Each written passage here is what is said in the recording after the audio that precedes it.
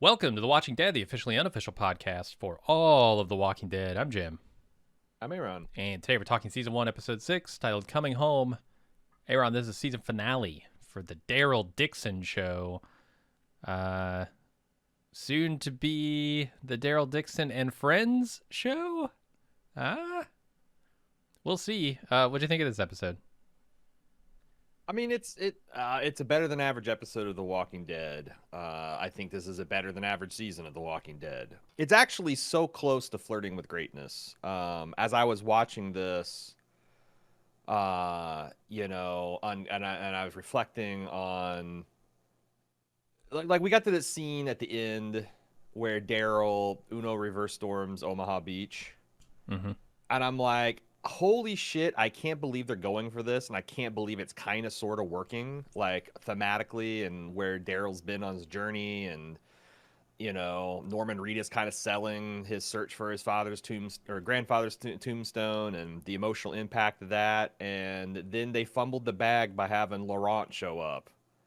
Like, if you're gonna do something that stupid, do that at the beginning of the next season. Like 5 seconds into next season, have Laurent Daryl, Monsieur Daryl. As soon as I heard his voice, I'm like, oh god, is Daryl like hallucinating this? Because if he's seeing it, it's fucking stupid. But like, they're Mm-hmm. but that's the thing. It's like I don't usually get. I haven't been frustrated with The Walking Dead since, like, I don't know, mid-season 6. Like, Yeah. it went from like failing to live up to my expectations to successfully living down those expectations. Mm-hmm. And I feel at the end of Daryl Dixon, I'm right at like end of season 3 form, where I'm just extraordinarily frustrated because this show is so close to being good, just like genuinely good. Like, I could go on Twitter and be like, holy shit, guys, The Walking Dead is back, oh my god. And they just can't get there, and it's disappointing because, like, I'm legit excited for the Euro things they can do in The Walking Dead. Like, my god, the castles alone. Yeah. But you're not going to dedicate the talent or the budget to make those actually be good. So it's The Walking Dead. That's about as good high a praise as I can give it. That it flirted with greatness on about 3 of these episodes. How about you? Well, the worst thing I can say is it's The Walking Dead. I mean, it falls into all the same patterns of storytelling that The Walking Dead has become known for, to its disgrace. Characters making decisions that seem completely out of line with the decisions that they have made in the past, with no explanation until later, if you're lucky. The cliffhanger stuff, like you said with Laurent, why do we need to cliffhanger every single season? Like, people who are in on The Walking Dead are either coming back or they're not. You're not going to cliffhanger anybody into it. I did not find. I found the coincidence of Norman Reedus just fumble fucking his way to the beach of Normandy or whatever, wherever he's supposed to be here, with the tombstone of his grandfather just happening. Like, you got an entire fucking country here, and he walks up on the one tombstone where his grandfather is buried. Just too much, too far for me to I follow them down that road. I have an explanation for that. Okay.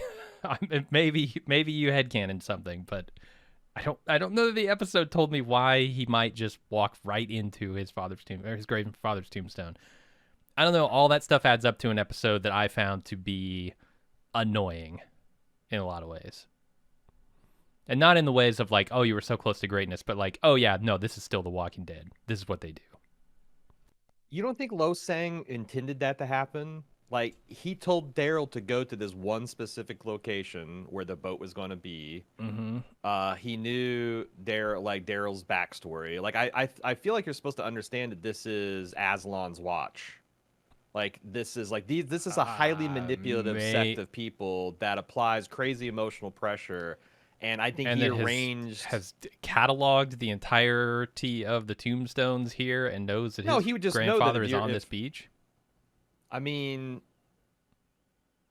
this graveyard is built to hold the people that died on the beach of Normandy. Yeah, So but it's there are like, many if his graveyards that are dedicated to that. It's not just the one on not the at beach. Normandy.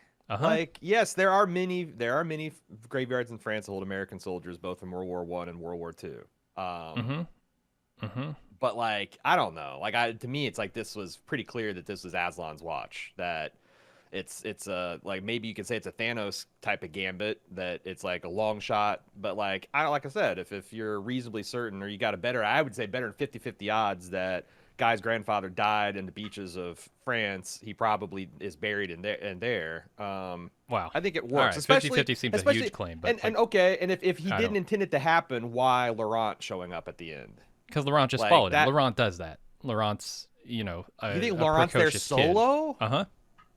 Oh Jesus. Yeah, totally. Well, like I said, it's a mixed bag, and I don't know. Maybe I was willing to go along with it, or maybe I also get I've also gotten the impression this season that I'm a little bit more into this, and I'm like actually being like, oh, Aslan, he's got this Oh yeah. puzzle that he was set before him to do personal development, and Losang did it, and here's Losang, and he's but I don't know. Like I said, I was like I was genuinely emotionally gripped up at several points in this season, and I think that graveyard sequence is one of them. And like I said, it doesn't like it worked for you at all, but it came really close to working for me.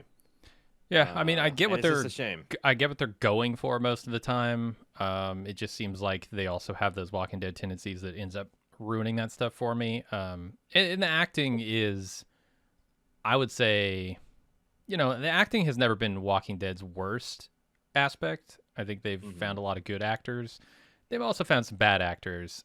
I don't see a lot of bad actors in this show. I see a lot of people who are doing their best with material that's like sometimes good, sometimes pretty weak. And I don't know, man. I don't know. It adds up to a show that's like, eh. That's the thing is like there's a lot of things that I think like I think that Sad Max stuff came really close to working. It's just a little bit underwritten. Like Yeah. we needed something similar to the backstory of the one soldier who balked at shooting Frere Jean because I was taught by these nuns and I fear God and da da da and like Laurent saying that at the exact moment. Yeah, Yeah. like I said, I think they could have gotten there with another couple of. That's what I'm saying. Like I Hmm. think if they had enough time and budget to do another pass and do another, or I don't know. Maybe the strike. Maybe it was the strike early enough that the writers weren't on set, so they people are like what's the motivation here, but and people didn't know. But yeah, like I said, it came really close, and I got excited for we've been so fucking neo-Western in the Walking Dead America version that Hmm. like a Walking Dead Euro with like castles and going back to medieval technology. And one of the things I thought like when it's like it became clear that Janae was going to know where the nest was, I'm like, well, she's just going to come there and kick everyone's asses in. And I saw the location of Yeah. the nest, and I'm like, there's no fucking way she's going to come in and kick these. Good luck This assaulting would that. be Although then I see yeah. them training up people who've apparently never shot a gun with the massive stash of rifles they have, and I'm like, oh no, she could come here and kick their asses in. I don't know. I read up on the history of this joint. It is Uh-huh. infamous for withstand. It was one Oh, it of the looks few like it. French Yeah. fortifications, like especially coastal facing English fortifications that never was captured during the Hundred Years' War. There Hmm. was an instance where like I think a few dozen men at arms held off an entire army because like what the hell are you going to do? You've got a Yeah. couple hours to fucking get any kind of quantity of people or stuff to work on the walls, and then the tides are going to come in, and you're either going to drown or retreat. Hmm. Or it's like, yeah, and I'm like, it's like, and Europe, like, we don't have that shit in America. We don't have that shit in America. Europe, lousy with castles. Even decrepit, falling in the ruins castle could be such a nice keep for a warlord to hold up to. Hmm. And they're sitting. I think that would be super cool, like a medieval style, Renaissance type of Walking Dead. And I'm so excited by those possibilities. I just know they're going to be squandered by writers that don't have enough experience. Writers aren't paid enough. There's too few writers. There's too little time. Because yeah, it's just a shame. Yeah, I agree. The castle is impressive, and I would like to see more done with it. I'm sure. And wouldn't that be a great story too? The Walking Dead literally returning from the dead. Like everyone's written it Sure. off, but they turn things around to Daryl Dixon, and then the Rick miniseries is happening, and like, what if that's fucking cool? And but yeah, that's just not gonna happen. It's a fantasy that I have. Yep. Unfortunately. Well, my fantasy is getting into the recap. Can we make that a reality? I think that's one thing we can do. Yeah. All right. We start off with a non sequitur for the beginning of this episode, the cold open. It's dead soldiers on a beach. They look very World War II-y. It was pretty obvious, but like, how does that connect to the rest of the episode? And then we see Daryl fighting. Now, I actually made that connection immediately. Yeah. I didn't know why they were doing it, but I'm like, Me too. interesting. You know? Okay. Uh-huh. Yeah, no, I'm saying like from the perspective of the episode, what does this Gotcha. mean, right? Daryl fights the Super Walker. We're back to the present day, right where we left off last episode. The Super Walker burns up his axe, so he uses the French flag to kill it. Is it a modified French flag? It looks modified to me. It looks like it's the French flag with whatever Genet shitty La her emblem. Poissante. What is it? Which might just be a fleur-de-lis. I can't tell, but yeah. Yeah, like a bloody fleur-de-lis with like a banner running through it, maybe. Yeah. Maybe that actually is a French flag of the military or something. But I assumed it was like her, yeah, Le Provence movement. How are they about modifying national flags over there? I mean, in post-apocalypse, anything goes. Yeah, but yeah, I don't know. I I mean, don't like know, logistic for like making a television show. I It's mean, funny obviously 'cause they're cool with it.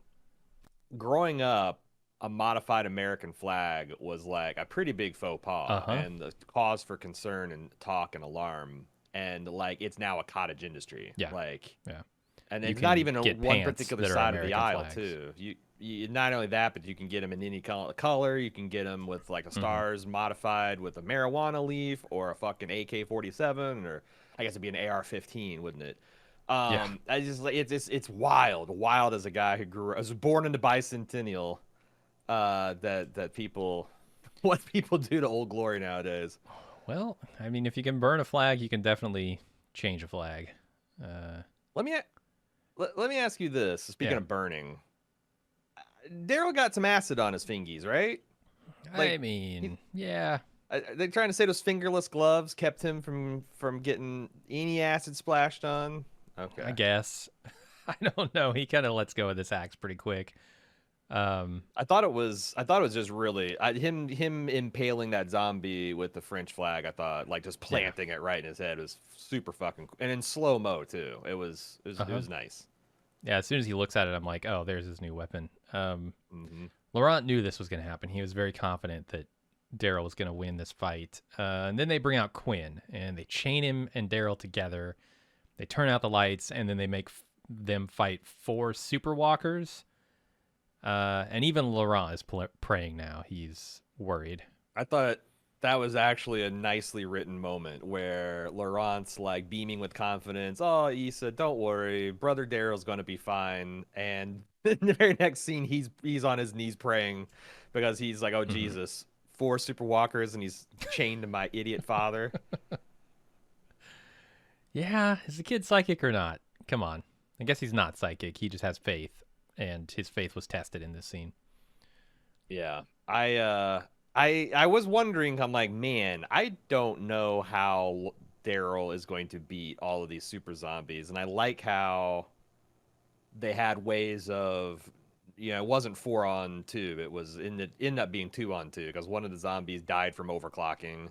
And another was so aggressive that he's even attacking his brother zombies. But yeah, that was a nice surprise because like I'm getting used to. I guess this is something I'm gonna have to get used to, and I'm getting used to is the fact that like it seems chic nowadays in television and movies to put the heroes into absurd danger that like no one could ever overcome, and then just they overcome it anyway. Yeah. And I think that's so fucking stupid, but they're doing. I was kind of pleasantly surprised that they made it seem like, oh, there's no fucking way they're going to be able to beat 4 super zombies simultaneously. And, they backed it off.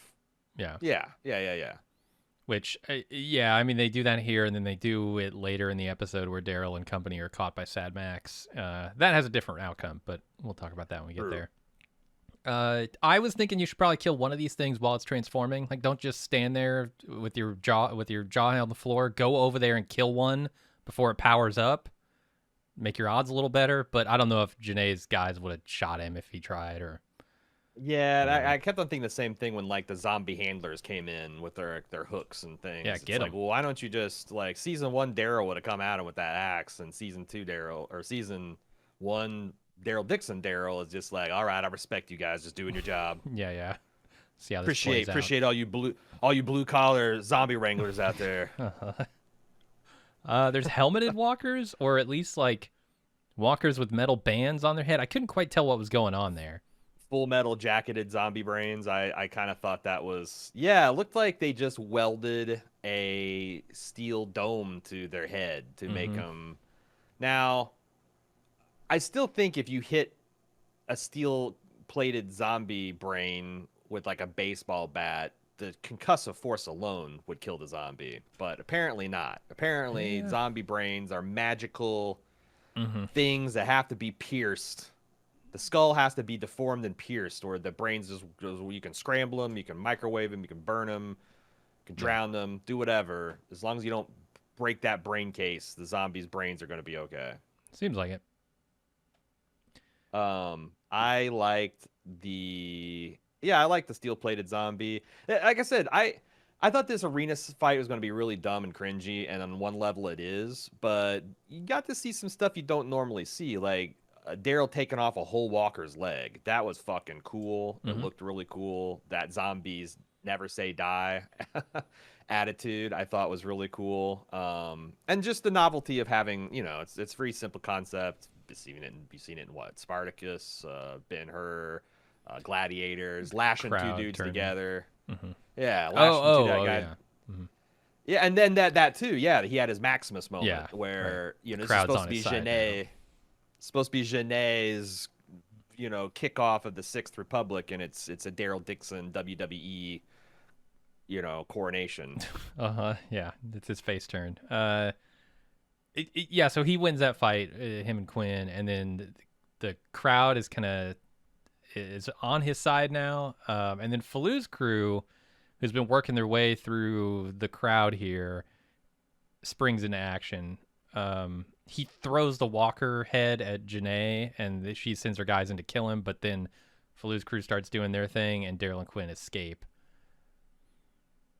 I love Falu's just like, blip, like just brap, brap, and it's, I didn't do And it it, melted the crowd. Yeah. I don't know what weapon he used for that. I guess a handgun. It must be. A little submachine gun of something. I've Really? never Wow. seen that thing. I mean, it shot like 3 rounds, and I don't know. Look, it reminded me of do you remember that fight with and I think it was John Wick 2, maybe it was John Wick 3, where Common and John Wick were like in a subway with silenced weapons, just like sniping each other, hip firing from underneath their jacket, and being like platforms. Yeah.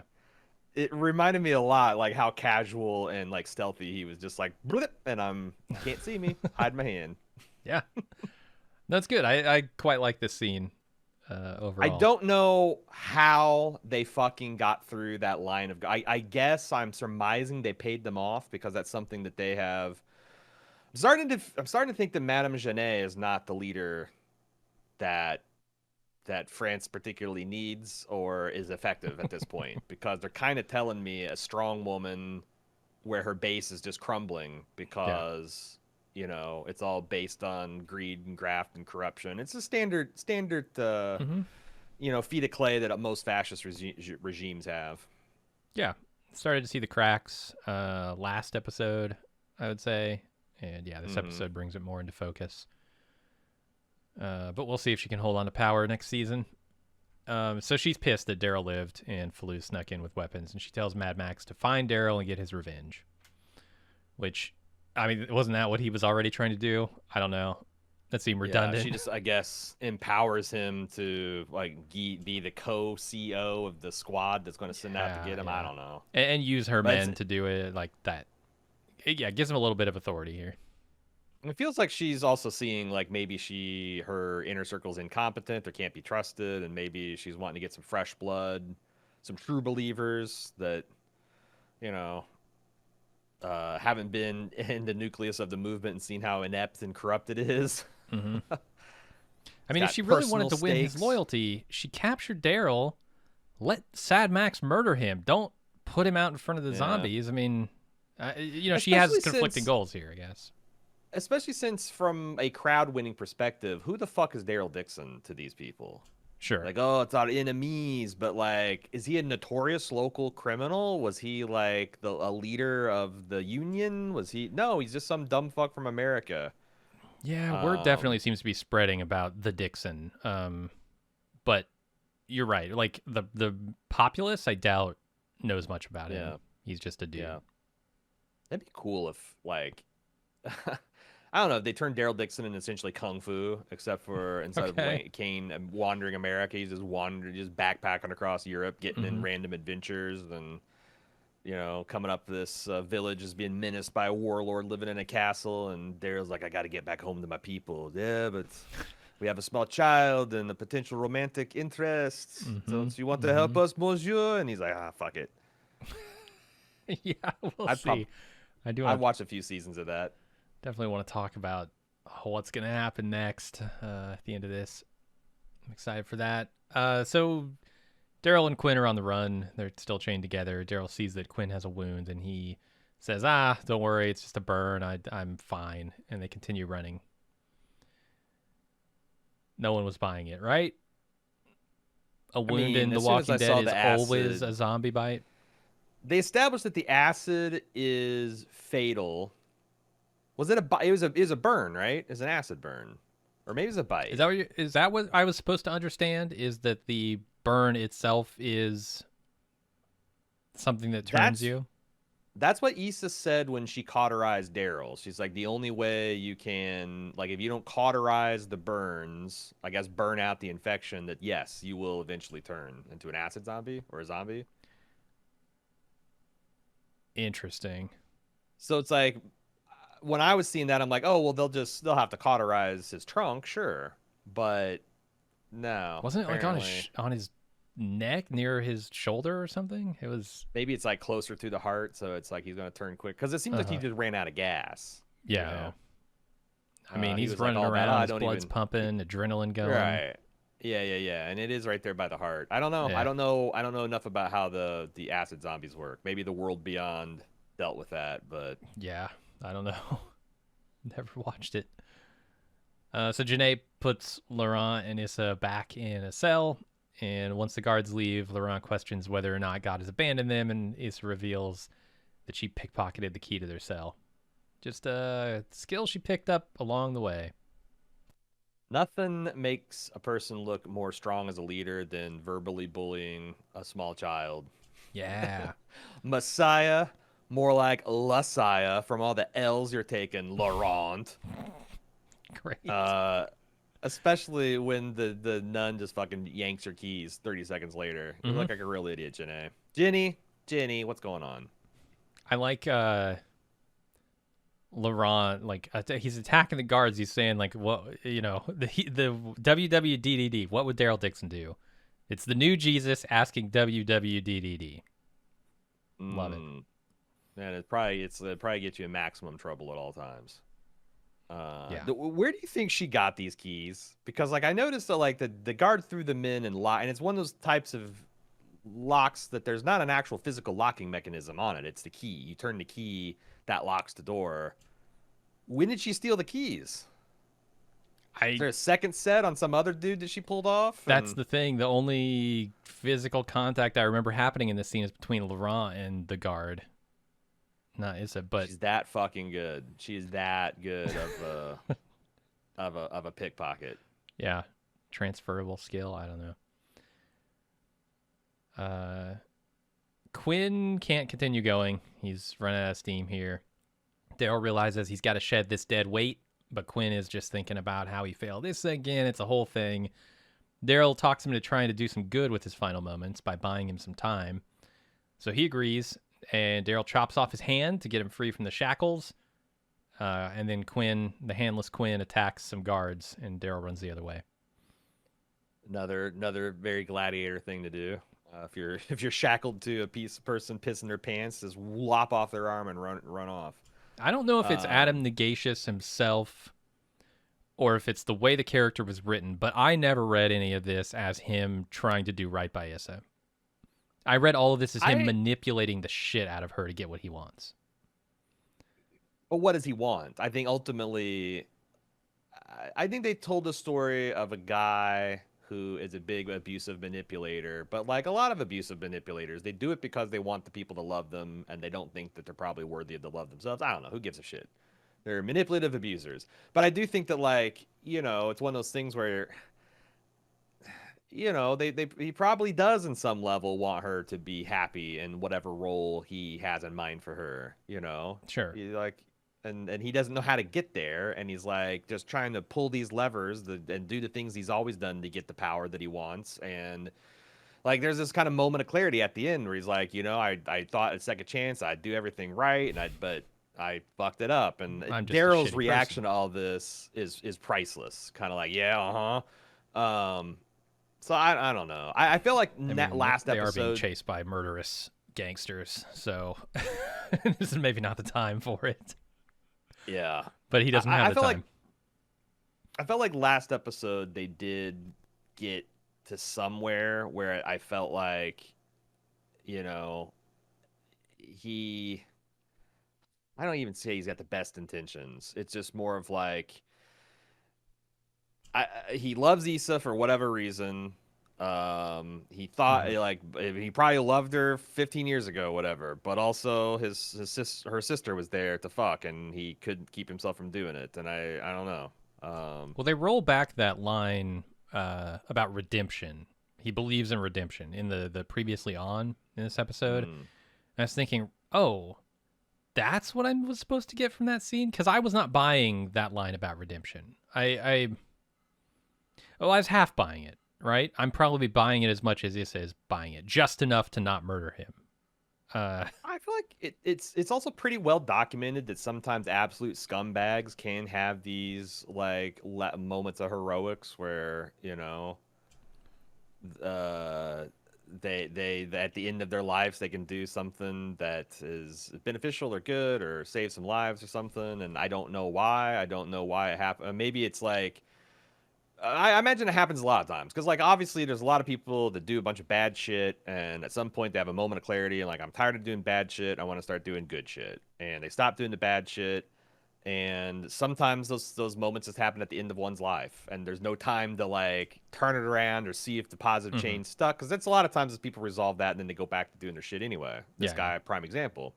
He just died, I guess, before he could disappoint anyone else. So yeah. I didn't have a huge problem with it. No, I don't either. Especially It's since just that's not how I he's was also reading it. he's a cold calculating dude, and I think he's convinced he's going to die. Uh huh. So like there's no more plays left to make. Mm-hmm. So now, I don't. so when he's out of options, he turns to regret. Yeah, Scumbag. and maybe to say something nice to Issa so she knows.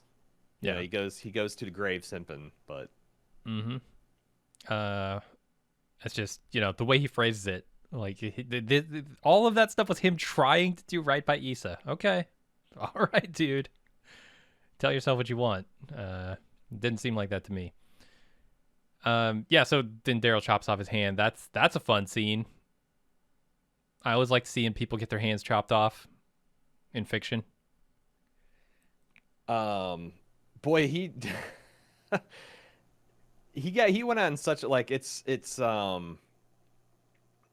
gets his hand chopped off, and the guards are on him, and he goes screaming and dies like 5 seconds later. It's funny Mm-hmm. that like the time he bought Daryl is probably on the span of like 5 seconds, more than 5 minutes, but It's just you enough know, time for him to duck out into a different hallway and them not notice. yeah. And he dies off screen, so he can come back as a zombie. That was a nice touch, I thought. Mm, sure. Then Issa and Laurent sneak through the halls themselves. Daryl sneaks out to a garage where he meets Falou, Sandy, and Eric, or whatever their names are. I don't know, the two young lovers. And they all get to work trying to fix a truck. I just love when people, Daryl's like, "Oh, this truck ain't working. Can you get something? Can you do something?" And for Lowe's like, "Yeah, my dad owned a garage." I'm like, that never makes sense. Like my dad is a dental lab technician. Hmm. Next time a friend of mine's like, "Oh man, my kid needs some braces, but I just don't think I can afford them," be like, "Hey, no problem. My dad owned and operated his own goddamn dental lab for 20 years. I got you." No, I don't. I was playing video games while he was grinding teeth Uh-huh. and bending wire and making hollies and dentures and braces and all that shit. Like the idea that like, did you work at his garage? Did Hmm. you like a print? Did you have a maniacal father like Daryl who made you put the engines together for food? Like, I just think it's Yeah, really yeah. funny.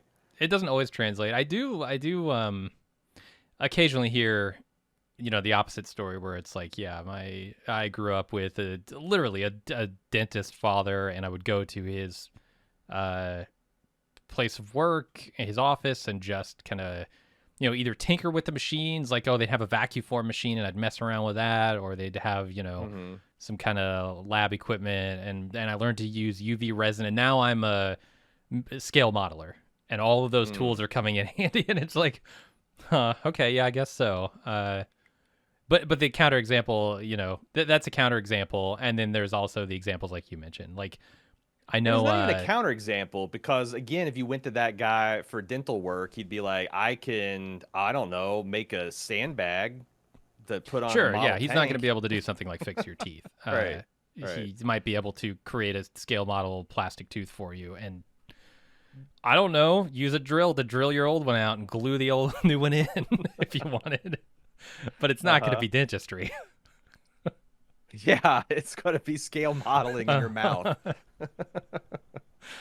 Yeah. I hear Anyway, Tamiya makes a really nice molar kit. oh, they probably do. I mean, I wouldn't be surprised if they're 163 pieces. It's pretty easy build, uh-huh. minimal substitutions. Yeah. Yeah. So There's going to be some club members laughing that we've managed to infect The Walking Dead with our fucking model talk out of nowhere. probably. So Daryl goes back inside to find Issa and Laurent, which he immediately does. But Quinn's shambling corpse also finds them.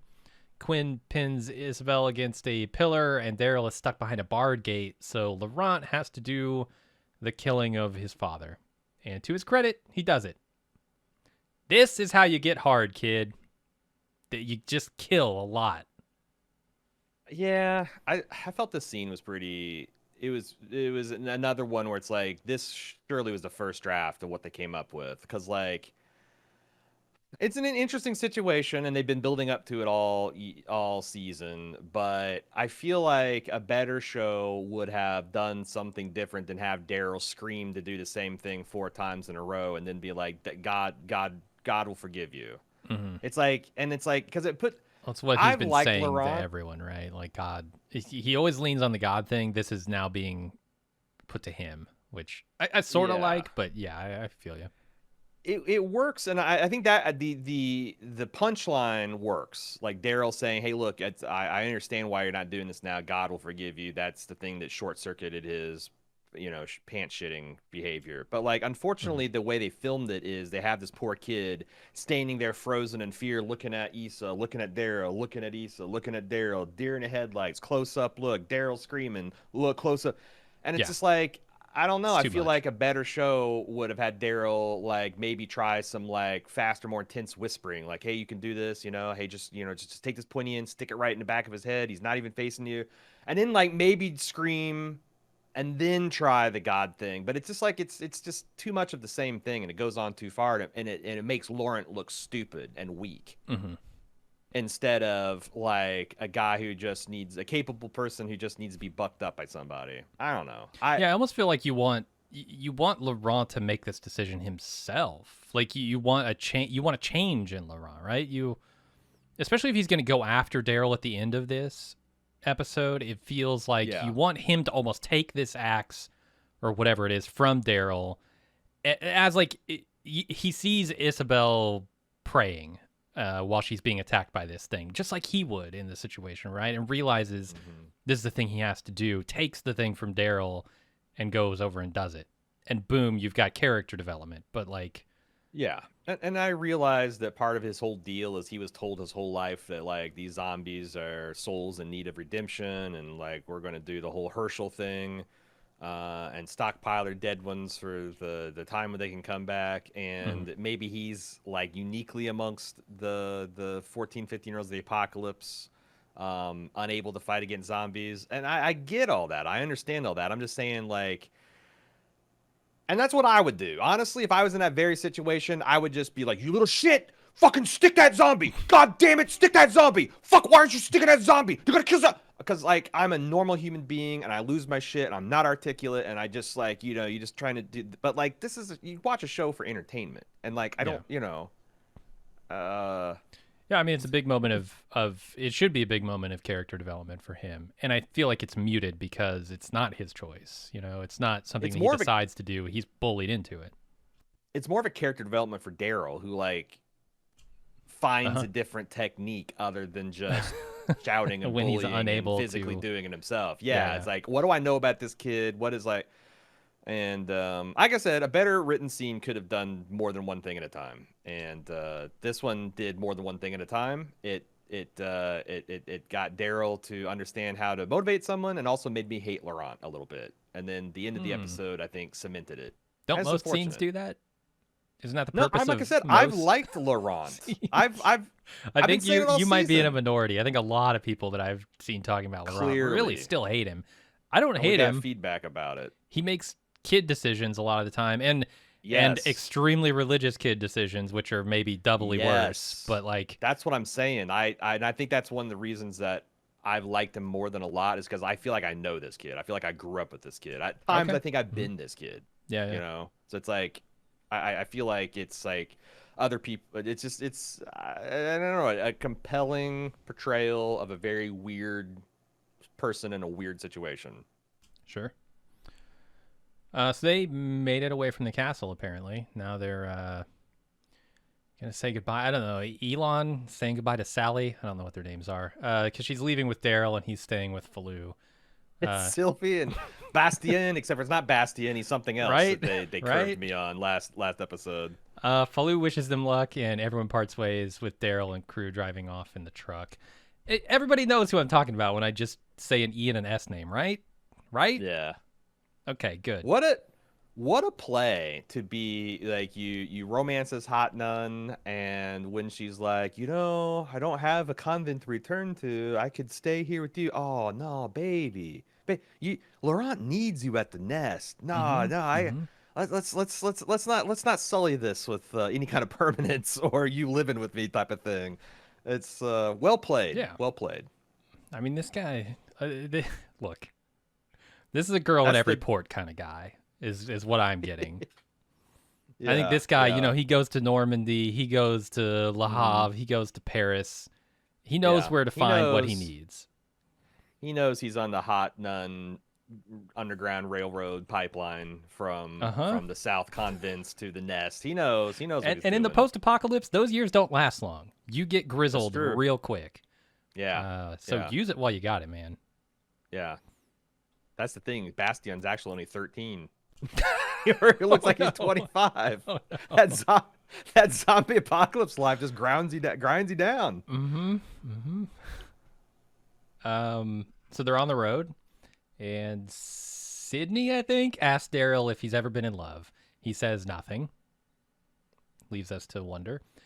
Isabel, I think it's hilarious because Daryl generally looked flummoxed. Like, when she asked him that, he's like, shit. I have no answer to that. Is this the longest running and the biggest and question in the history of The Walking Dead? Like, the thing that The Walking Dead is most concerned with overall is, has Daryl ever loved anyone romantically? In terms of continuing mysteries, what happened to Rick? What happened to Heath?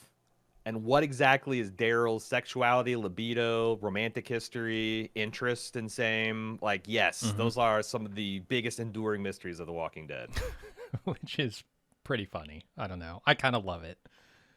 Kind of love that they will never admit anything on that front. So Isabel apologizes to Laurent for what he had to do to save her. And he says, well, sometimes you've got to do horrible things, but God will forgive you. And then the truck's engine sputters, so Daryl pulls over in a small town garage to check it out. I thought it's funny because, like, I think that line he said that sometimes you have to do terrible things that you don't want to do, but God will forgive you. That's like three direct lessons that Daryl has taught him Hmm. in like the previous two episodes and this one, and it's kind of nice. He's just essentially stitching it together. Yeah, there are worse role models in the apocalypse than Daryl. Oh, for sure. Uh, Daryl, if nothing else, is pure of heart. I. How do you view?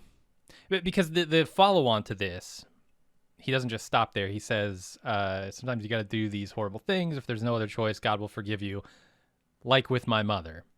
The implication being that Isabel did a terrible, horrible thing because she had to with his mother, her sister.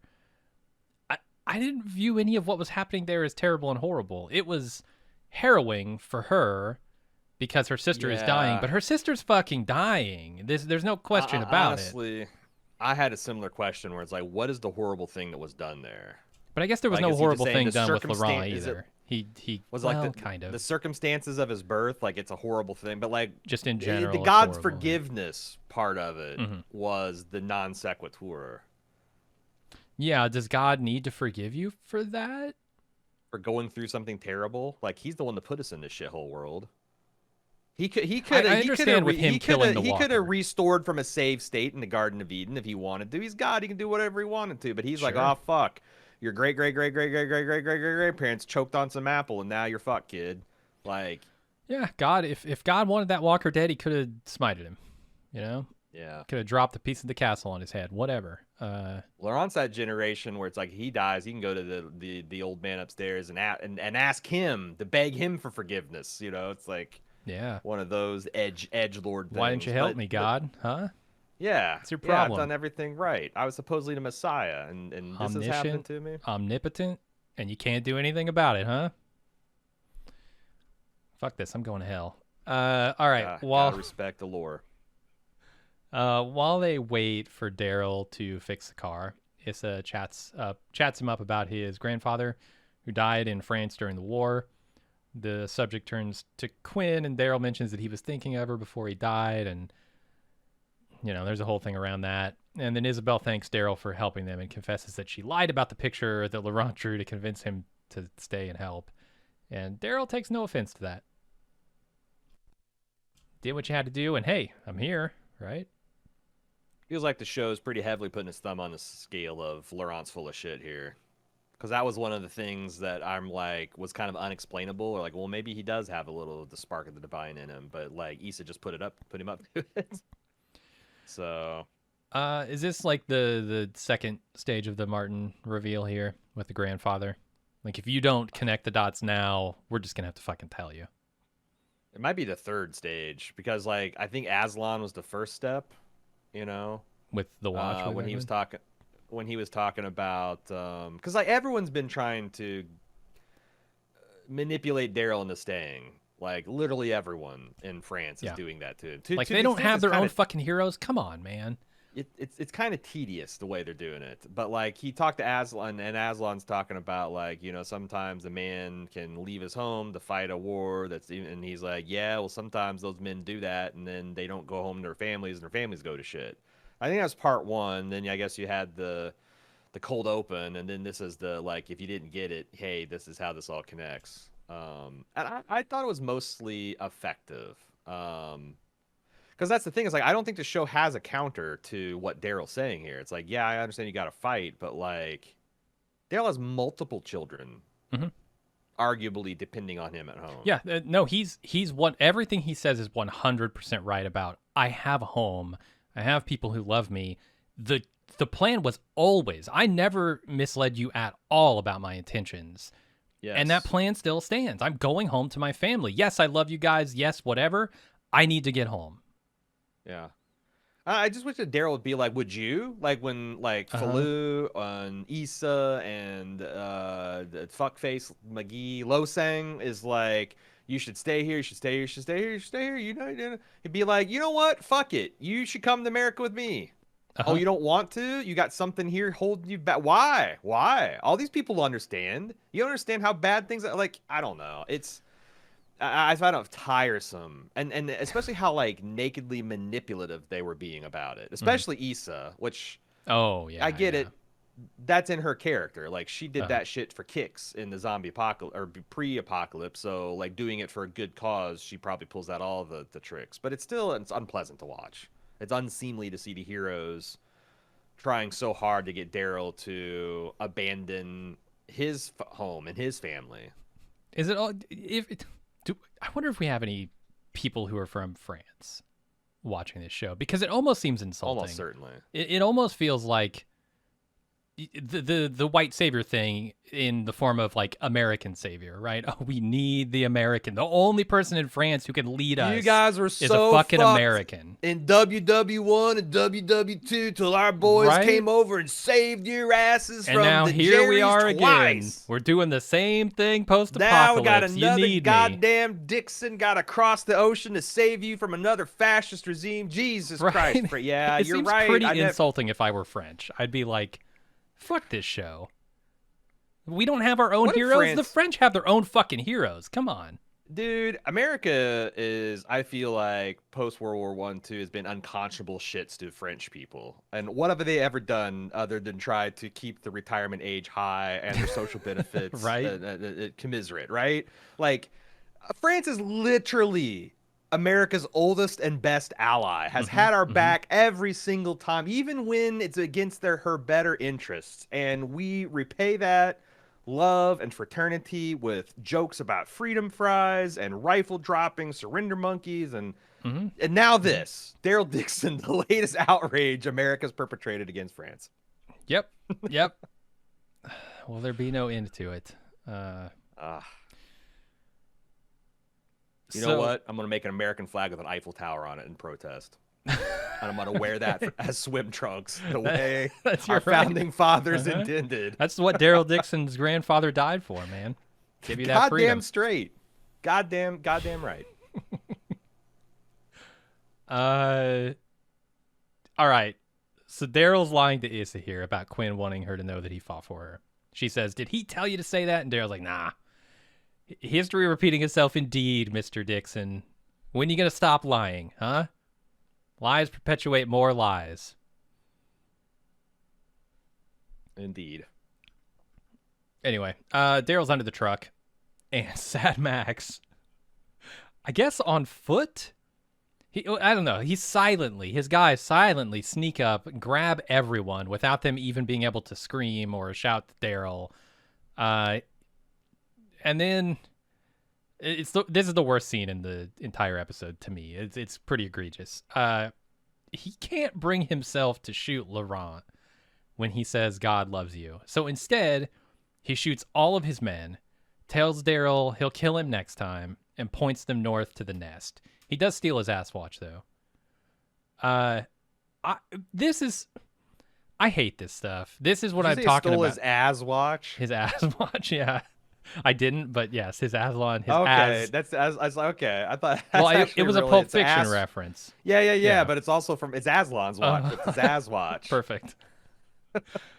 I want to know what a character is thinking before they do something out of left field like this. I have to know in this scene, why does he make this choice? You can't have him then 20 minutes later tell another character vaguely why he did it.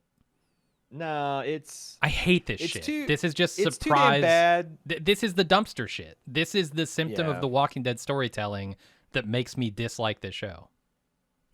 And the thing is what's unfortunate is all the pieces were there. Like you could have told the story. You could have given him the backstory, the cold open where it's like we don't know why this boy is at a nunnery, and or maybe him and his brothers were orphans and they were raised by nuns and they were very religious, and then they've kind of lost God and they've had a struggle of faith, and then also he's like he's from the kind of hinterlands of this empire and he's never been to Rome to see it up close, and he sees Janae and he sees kind of like how what an empty suit she is and how she makes poor decisions and how they're corrupt, and like he starts to be disillusioned. And then you get to the point where this innocent boy invokes the love of God right at the moment where he could get his revenge and everything, and like it's Darth Vader tossing the Emperor down the reactor pit, right? Sure. and it was all there. They just needed like 5 minutes of extra scenes to bulk up Sad Max, and it's a damn shame because I think it's entirely believable, and all the parts were there to get them there. They just didn't bother to connect the dots. Yeah, until And also the fact two that his scenes in change there. of heart was so total. Yeah, like he couldn't I kill don't even Daryl in front of this kid. I mean, like I don't even buy that. Yeah, like I didn't even. Yeah, that it was just it's it's absurd. one thing. I get it. It's Okay, I one thing to can't spare the kill a kid. child, Mm-hmm. but his whole demeanor was like a man who come like he might have well just joined them. Yeah, Like yeah, like because now he's got a story to explain that he can't explain, and like, yeah, and why does he want to go back? Like if like the right. change of heart should have been like but it's more of like, well, this was a line too far to kill this small child. I don't know, but based on what I saw of his brother and his gang of thugs in the south of France, it doesn't Mm-hmm. seem Mm-hmm. like this is. Yeah, it's just weird. It was just they could have done it better and they didn't. That Yeah, should be on the Walking Dead's epitaph. Or is that it? Is that what you I think carve on a so. grave? Mm-hmm. Uh, Yeah, I they mean could have done they better. do things earlier in this season to half set this up, but like you, I didn't buy the total transformation. I think what you do is you spare the kid, like he did with the two idiots in what the first episode, where Yeah. like they found Daryl Dixon and a couple of his guys snuck up on him. Daryl murdered him, and then he murders this old man, and then he lets the Mm-hmm. kid go. Right? Do that again. Mm-hmm. Why is it a problem to do that again? Why would this man not do that? Murder the man Because who murdered your brother, and then let the yeah, kid go.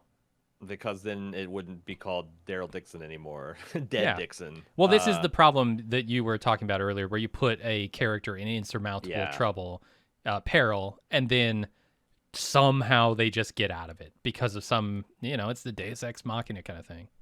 See, when he was hesitating, I actually thought that Carol was going to come out. Like they're close Okay, that would enough. have been the bridge too far. That I would have loved it, honestly, because of how I absurd feel it like is. And I don't think it's that absurd because they're obviously telling the story of Carol tracking Daryl down, and I don't think he's a hard man to track. Like, right? Like if she's already tracked, she knew he's in Maine. He sees this guy on a bike. She's gonna go to the garage, find out like fact that like, well, Daryl fucked up and they put him on the boat. She's gonna go across and like, you know, It would have this been is all gonna tough. connect. Look, I'm the guy who doesn't like Daryl stumbling on his grandfather's grave in some random beach in France.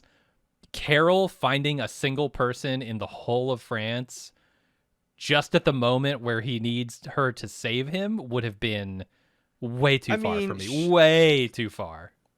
I don't understand why you say that when a whole crowd of people in the capital city were chanting his name. Like Daryl is already infamous in France. It's like, yeah, Yeah, if and I he's went on to a, France, and he's on a truck out in the middle of fucking nowhere. Like, if I knew you were in France and you mhm. just disappeared in France somewhere, I would have no hope to find you. But if your name was Mick Jagger and you were on a fucking world tour, then yeah, I'm pretty sure I could find. I feel like Daryl Dixon is on a world tour of ass kicking, and the posters are up in every city. All You right, know? we're gonna have to agree to disagree because yeah, that would have Well, blown hey, my mind get open. ready for next season because that's exactly what's going to happen. Carol's just going to show up at the Oh yeah. mid-season break or the season finale of one of these shows and be like, "You're a hard man to find, Daryl." I'm hopeful that they will do something better than that. They will connect those dots really well, but I'm not. I'm not gonna live or die on it for sure. Uh, I had so many questions at the end of this scene. I was like, why does he do this? Is he an undercover agent in Janae's operation? Is killing Daryl the only thing he has left, and he knows that if he kills him, he'll have nothing to live for? Like, is he afraid of Daryl's plot armor? Like, I really didn't know what to think here. And then a couple of scenes later, we're finally going to understand. But boy, it was a stretch. Not really. Like I said, the explanation Yeah, he we gives, I understand didn't part think of it. was super satisfying. Yeah. I was thinking maybe he doesn't know where the nest is. Maybe he's pointing them ahead, but he doesn't know, so he's going to follow them and track them back to it, and that's going to Nope. get him in good with Janae. Nope, none of that. And then Daryl, famous hater of transportation, burns this Jeep. They are They are, as Sad Max describes it, they are a day's walk from the nest. How long does it take to drive a day's walk? Well, but he 30 said minutes? something. So they're conspicuously driving a gendarme vehicle, which is a cop car Uh-huh. in France. And Sad Max said, you need to burn this because it's too easy to track. But if I'm they're at their guessing, destination in 30 minutes, but they don't just know where the fucking nest Yes, he is. points him. He Like, says it's a day's drive north. he does, but Janae doesn't. So he's saying if you drive our fucking car to your hideout, we will be able to track that. I think it probably 'cause it's got a transponder or something in it. A transponder? Holy shit. You think they're actively tracking their vehicles in the I don't think that's how post-apocalypse? transponders don't work that way. It's not. I'm not saying they get like a GPS Sure, tracker. I'm they saying could that ping like it, there's but some kind of thing that if you know it's radio frequency and you hit it, it gives like a ping back from. And I think those things work from miles away. So they have that that's what I got technology? from it. That like you are driving a police vehicle and it's one of our official deals and we have a way of tracking them. But I could be wrong. I just thought he I'm meant starting it to feel like was I'm sounding like a fool in this podcast, this stump for this fucking show. Maybe I should No, just stop. I mean, I like going pretty hard on it, so we'll probably meet in the middle somewhere and be good. But like, wow, that I didn't even think like the technology level was to transponders, but maybe. Well, I mean, it's not like I don't think it's like they invented transponders. I'm saying that like these So were why not government drive at vehicles that 30 probably minutes had that. why not drive at 30 minutes, get to your destination safely, and then burn it? You're right. It's fucking stupid. Daryl hates I'm not gonna defend transportation. it. I'm not gonna defend it. He hates transportation. He'd rather walk. Uh-huh. He doesn't like indoor plumbing either. All right, well, they're all Just on not foot comfortable now. with it. And they're with a woman who could barely walk, a child, and a lovesick fool. And they make it to the nest. They're given a king's welcome by Losang from New Jersey. Issa's treated for her wounds, and Daryl warns that Janae will be gunning for them. Losang says, we'll be prepared. This castle, man. I think he's right. I don't think they could win by not firing a shot because I don't think Janae's got.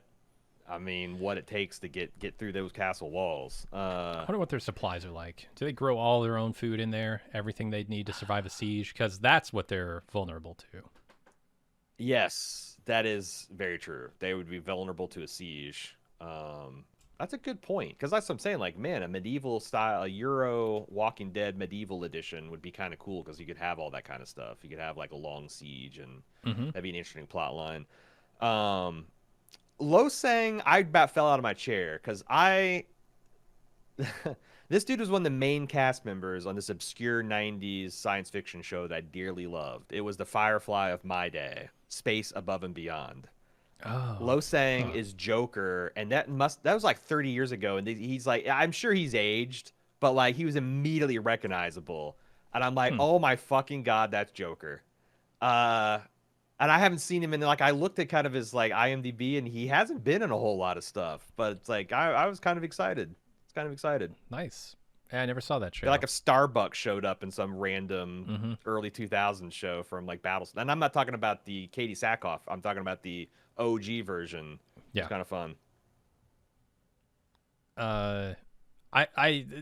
We talked a little bit about the fortification quality of this castle, but man, just the shot of this castle across the beach here is fucking amazing. I will never say that The Walking Dead can't do some beautiful shots, beautiful photography. That's in my notes that this show has no right to be as beautiful as it is. And clearly they spent a lot of budget to do this location work and to do the drone shots and the helicopter shots and all that kind of stuff. But man, it paid off, and I hope this isn't just a one-time thing. I hope this pays off enough that they'll like justify continuing to shoot on location because man, yeah, like it's like half these episodes of season function as a travelogue of sorts. It just makes you want to go see France. Agreed. Issa wakes to find Daryl teaching the nesters how to use the various guns they've never bothered to learn how to shoot, and she likes what she sees. I did like that they've got, I'm getting the impression that the nest is like, a catch-all of like all the people who are being displaced by Genet's regime, and um, like then yeah, you probably have like, especially, if this is a religious organization, maybe you haven't taught everybody into the ways of war, and now the Hmm. invasion's imminent, and they're out dumbfiring. They're not even using live ammunition. They're just getting used to like handling. I thought it was kind of cool, especially Daryl kind of leading them Hmm. through the drill. Yeah, it's fine. It does seem like most of the militant type people have gone to Janae's side. Or you got like people like Aslan, like he seemed like he was highly trained, but specifically to be like a ranger. Yeah, and you got a lot of people kind of out in the field, like Falou and his crew, right? Hmm. He's just kind of out there getting shit done, um, in the bigger cities. So this might be kind of a refuge place. Yeah. Laurent is instructed by Lasang on philosophy, and kind of everyone is. There's just a whole montage here about the monastic lifestyle that Daryl and company are getting used to now. They're all having dinner. Daryl tries to solve a Rubik's Cube blindfolded. Just not going to work. Use the force. Mm-hmm. Yeah, Lasang teaching some deep philosophical ideas here to And Laurent. Daryl's content to listen as long as he has a cup of warm beer in his hand. Yeah, it's a thing monasteries are good for. Beer. Then Daryl sees Issa cleaning her wound and helps her out. They chat about the nest. Both seem to like it here, maybe Issa more than Daryl. And she asks him to stay without really asking. This feels like home. Yeah, we know what you're doing here, lady. Yeah, I think I got an answer for Daryl's sexuality. He has none, because I'm not super familiar with French cuisine, but I understand that when the chef sends you the shoulder out like this, it comes with a side order of la poussée, Mm-hmm. Mm-hmm. and Daryl sent that order right back to the chef and said, "No, I'm not interested." Yeah. Yeah. Like the shoulder of fleur de la cour, and he's like, "Nah, I'm all good. I'm all good on that, actually." There's Yeah. still the gay possibility though, because like Sure. there was some sparks between him and Aaron after he lost his husband, Mm-hmm. but like I don't think he likes the double X chromosomes, man. I think It's tough because they're like the icky and stuff they did gross. with Connie comes close to that, right? Like But was that a romantic thing, or they both it's kind of like or like maybe he's it borders on like it for sure. so like there's whole layers to the asexual thing. I've come to understand. Like you've Sure. got like asexual, aromantic. You've got romantic asexuals, where it's like they like cuddling and they like the expressions of love and like the more courtly kind of Romeo and Juliet pining, but the sex is kind of gross. Maybe Daryl's one of those where it's like, and maybe Connie is, and they're simpatico. Like they just want to hold hands and watch Golden Girls on the couch together, Hmm. but fucking not so much. And he's also just highly selective. He's Yeah. extremely picky. The other thing though is like when I rewatched this up, because the first time I'm like, Jesus Christ, this lady is rolling out the red carpet, and Hmm. Daryl is just, Mr. Magoo missing it. And on second approach, I think that Daryl was a little off put, because I think he suspects that there's not so much physical attraction, just as this is yet another attempt to lock him down. Yeah. Yeah. And it's And going to I be revealed think, for what it is, I think, here in a couple scenes where yeah, she so it's like, nakedly comes, well, blatantly, not nakedly. She's doing it nakedly here, but blatantly later. yeah. She's being coy and seductive here, but like I think he smoked it out. It's like, well, is this because you like me, or is this because you want me to stay because I'm important to your Messiah Yeah. figure, Because I'm your American hero, the your real Messiah American nephew? hero. Yeah. Who's going to save France from itself again? Uh, so Lasang and Daryl talk about Laurent. He's grateful to Daryl for getting him here and decides to hold up his end of the bargain by connecting him with a boat to England, then as far as Newfoundland, whatever they call it. He'll have to set out at dawn to meet it, though. And Loseng invites him to stay, of course. He's getting the pressure from everywhere, claiming that they need him. I don't know. Loseng's an American. You fucking say France. Yeah, you're just as capable as I am, buddy. Right? You've been here 30 years, but you're still, you know. These people, I got in my note that these people are fucking relentless, and Yes, they just they are. This is just scene after scene of Daryl being manipulated and gaslit to abandon his family in favor of the new family. Like, holy shit! I wonder if they're. I wonder if the showrunners realize kind of how off-putting. Again, as a guy who I think this season worked on more than it didn't, I really found this last episode almost to the extent that, like, am I supposed to understand that both of these sides are like evil? That there needs to be some kind of balance between the hippy-dippy religious bullshit where people are just like manipulating and like no one's like and like the honest fascists are just in it for themselves, and I don't know, because like I got a bad vibe from the nest and I don't think I was supposed to. Yeah, I wasn't getting bad vibes. You know what it is? It's like the rule of threes, right? You should have somebody kind of imply that Daryl should stay. You should have somebody, make the case for Daryl to stay and then plead with him to stay. And then the third time that Daryl says, fuck no, I'm going home, that would be the end of it, right? This has done it in rules of 8s or 22s. And it's fucking, I'm over it. I'm over it. Daryl has answered this question 19 times from 12 different characters. He's going home. But what's wild of course, is apparently the end of this episode, he's not going to. It works on him. Yeah. Right? Like it actually breaks him at the end. Like yeah. Negan and Easy Street couldn't, but fucking Issa and Laurent did. Literal torture.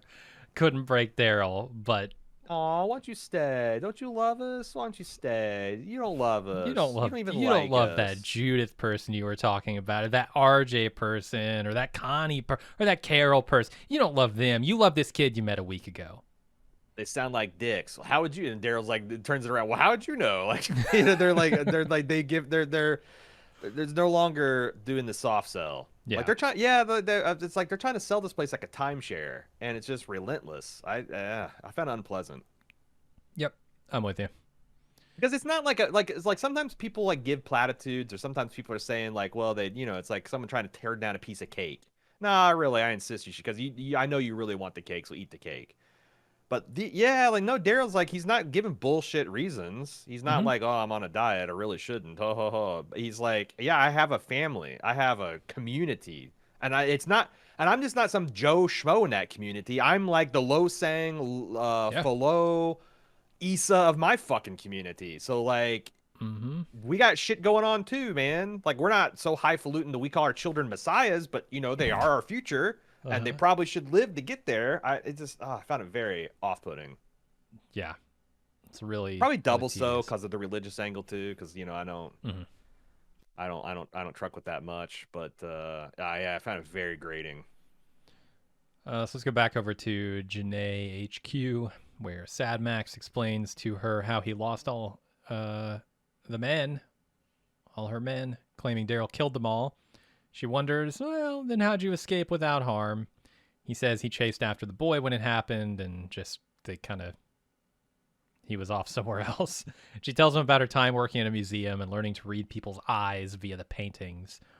And then she asks if he killed her guys, and he admits that he couldn't kill the boy. She admonishes him for being weak, then asks where the nest is. He refuses to answer, so she has him forcibly taken away. Yeah, I'm going to torture this poor guy. Yeah.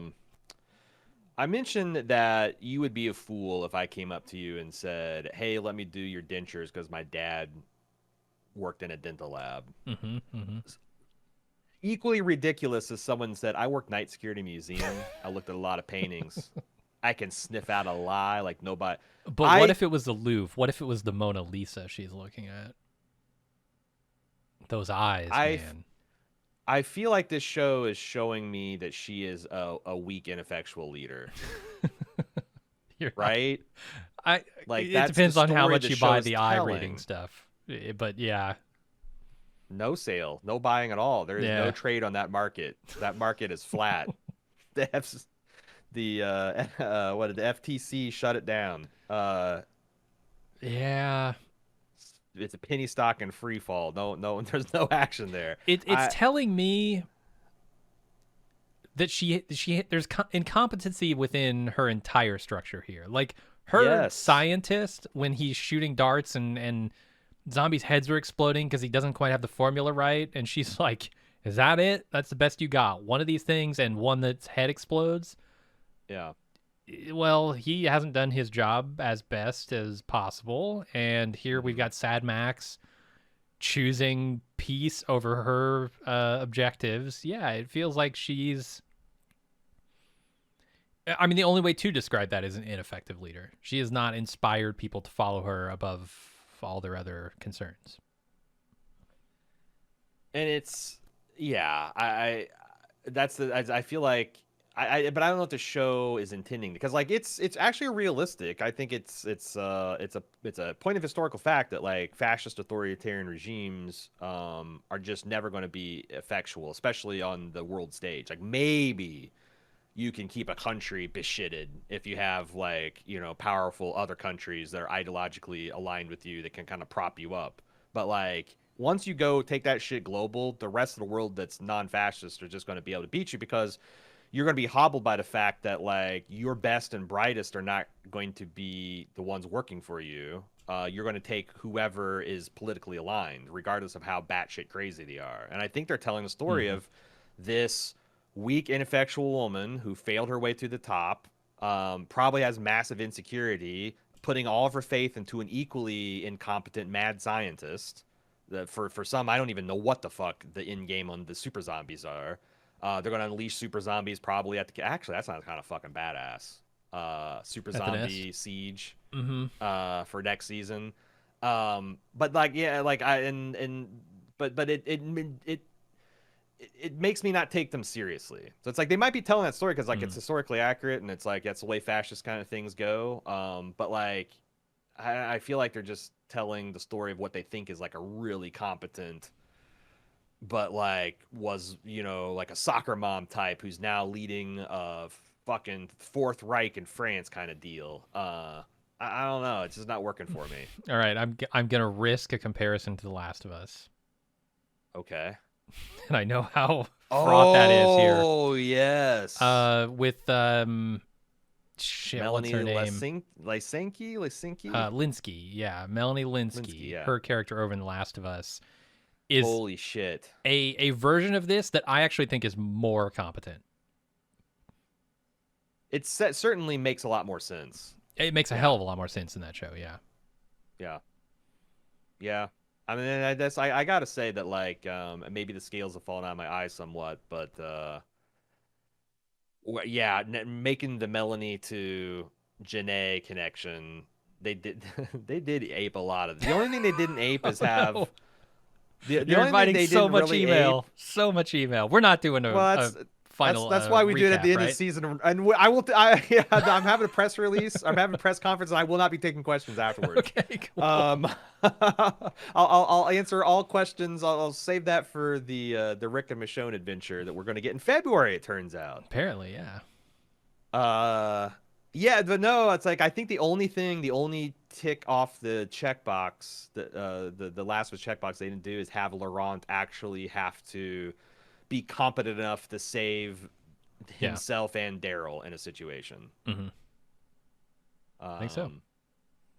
Yeah, if Janae was a cannibal in a cabin, they really could have gotten the whole thing done. But the thing is, Laurent wouldn't have been believable in the Ellie role, which is why I fundamentally don't think those comparisons are anything beyond surface level, because like the Walking Dead can never get this plot line really going, let alone soaring, and The Last of Us obviously did. But well, we still have yeah, time. I see it. As long as Terminator Carol has not entered the picture, there's still cause for Laurent to have to save Daryl at some point. But once Carol's there, there is no force that could prevent Carol from saving everyone. So right, like I would not buy that Laurent could save Carol and Daryl from something that's imperiled them both. There's no way. No, not happening. Right. Let's go back to the nest where Daryl packs up to leave without saying goodbye to anyone. Issa catches him and tells him that he's leaving because he's scared of caring about Laurent. She's disappointed and wishes him luck on his journey. I like this scene quite a bit, actually. I think Daryl is straight shooting here in a way that few shows have the balls to do. He's just telling her exactly what has happened and exactly where he's been as far as his stance on going home the entire time, and he's 100% right.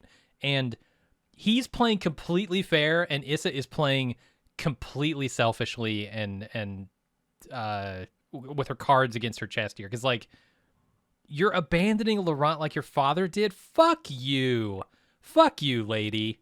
That's not what this is at all. If I stayed, I would be abandoning 2 other children over here and an entire community of people that I love. And this has always been my story. I told you from the jump, from the moment we met, first thing I said to you was, I'm going home.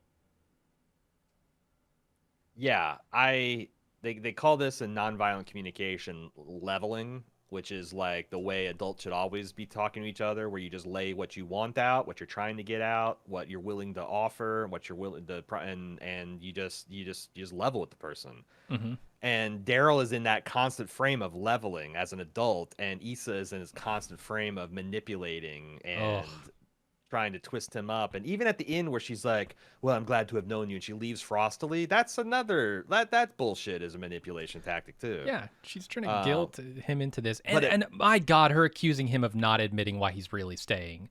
Well, then why don't you fucking admit why you actually want him to stay? And it's not for Laurent. Right. No one's buying that shit.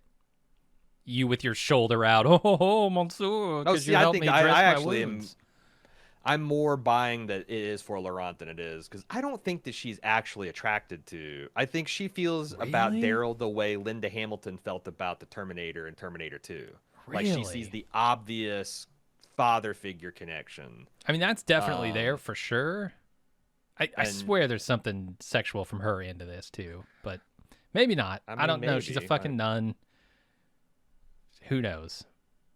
I mean, like I said, maybe she's attracted to Daryl's inherent goodness, but I never got a lot of chemistry from these two. No chemistry, like a mom-dad kind of chemistry. Oh, okay. Yeah, no, you're not. But like the thing is, like Daryl always kind of played those scenes like he was intentionally keeping her at arm's length, because he's, like you said, same story. Like, I've been trying to get the hell out of here. I've been not trying to get too close to you people. Right.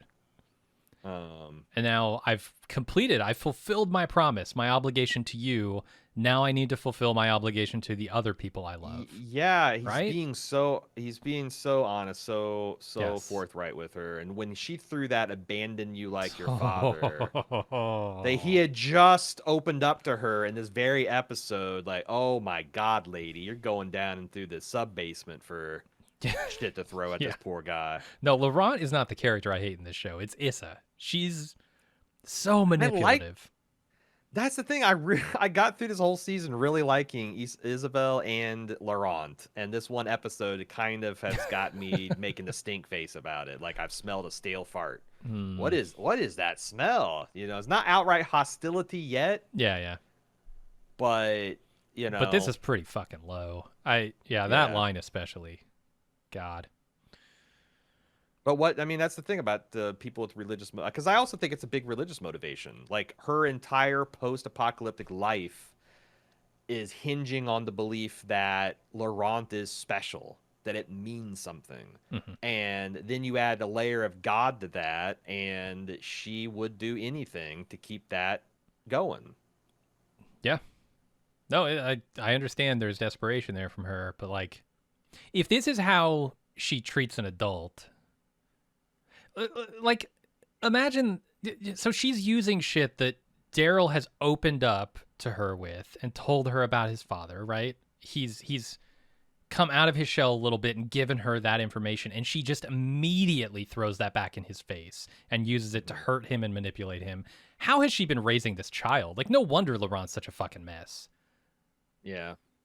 Like, she says she's coddled him. I don't think it's coddling. I think it's manipulation and bad just horrible parenting.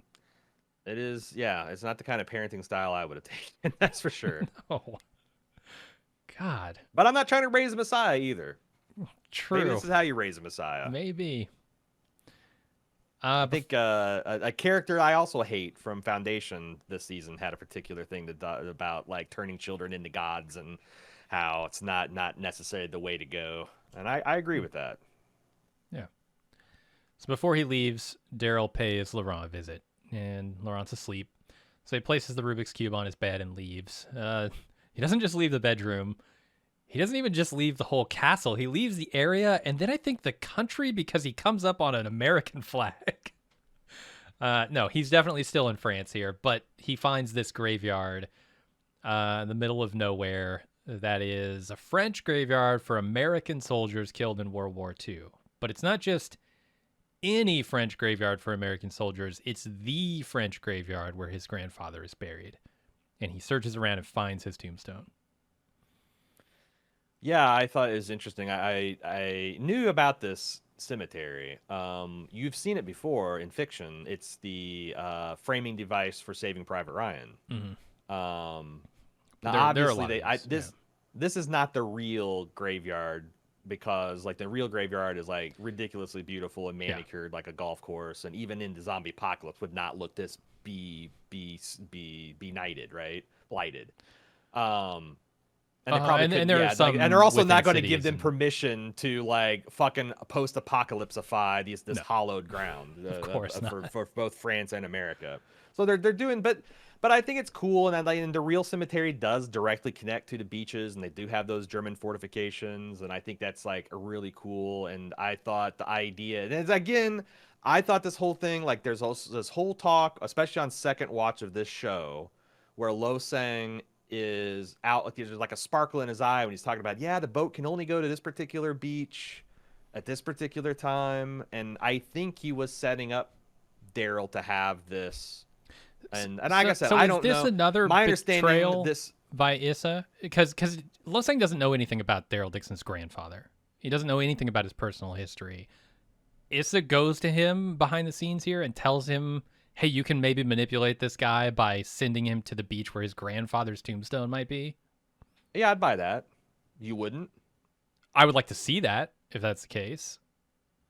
Yeah, if that's the story you're trying to tell it.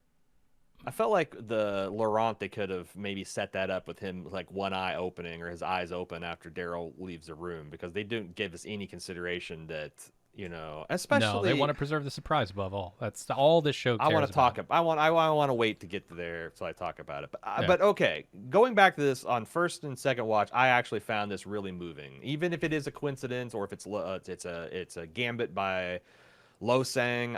The idea that like Daryl would stumble across this Normandy cemetery, and again, I don't understand.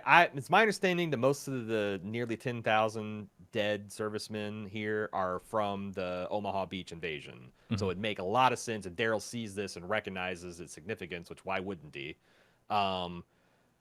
He might be like, God, I wish the old man was Jewish because it'd be a lot easier to find the stars amongst the crosses on this cemetery. But but like the fact that like Daryl, he's right there where he needs to be. Why wouldn't he take the rest of the day to try to find his old man's dad's tombstone? And the fact that he did find it, he found that moment, and he had that moment. And I thought Norman Reedus, like he's done so many times this season, sold this kind of semi-ridiculous idea. And yeah, have we actually got to the storming of the beach? Not yet. No. Okay. But yeah, like I said, the show absolutely gorgeous. Every bit of the cinematography that happens between him leaving the nest and going to Normandy is stunning.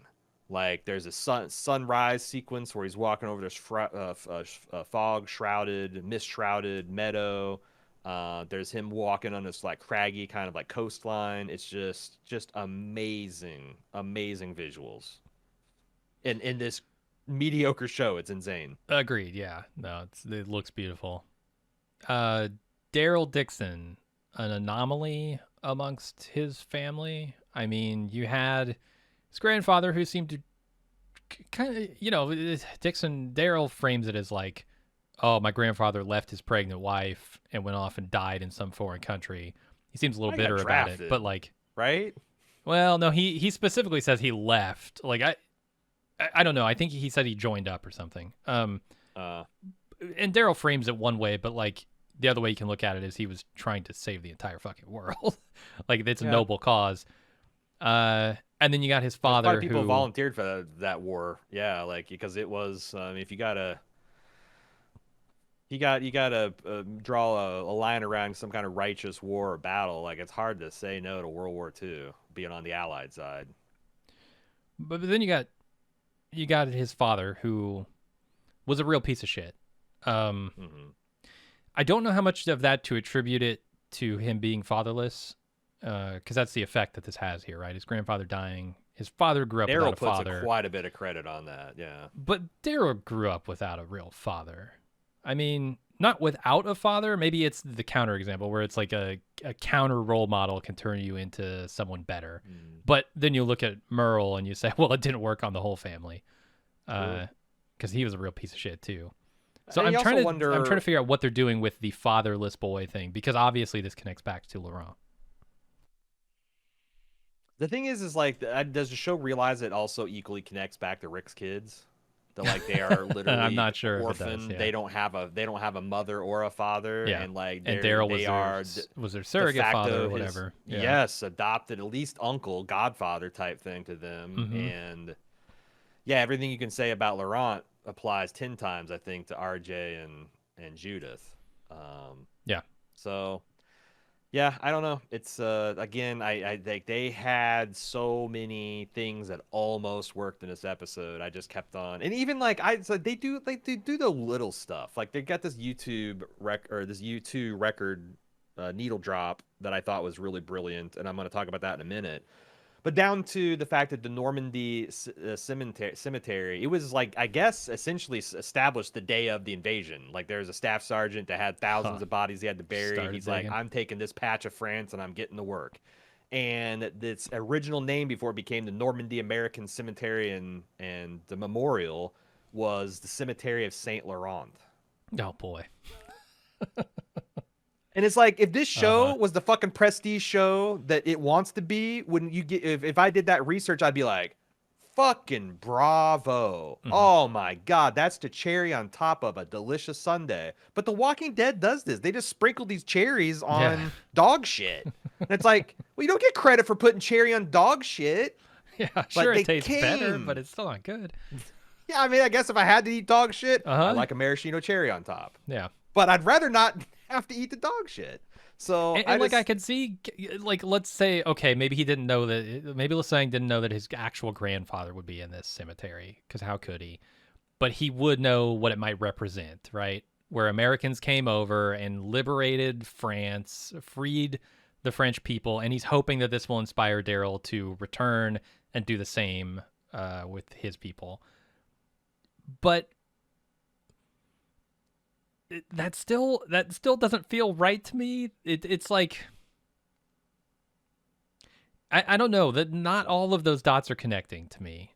There's still No, something weird yeah, about it, and and the fact that they literally put his grandfather. I almost wish they had left that out, because then their message would be stronger. yeah, It'd I be more don't know. Like I focused, said, because now it's I'm a it's little. personal in a way that is kind of a little too much for me. And like I said, I've been more open to the things I've been trying to do this season for whatever reason, and even I like the best I can say is this can't like this. These are really good ideas that with the right execution would have worked, and they just didn't put the execution into it. Probably because they're not capable of it. And then not there's the because whole they- offensively like Americentric view of it, right? Where you're like, oh yeah, France needs an American hero to save them.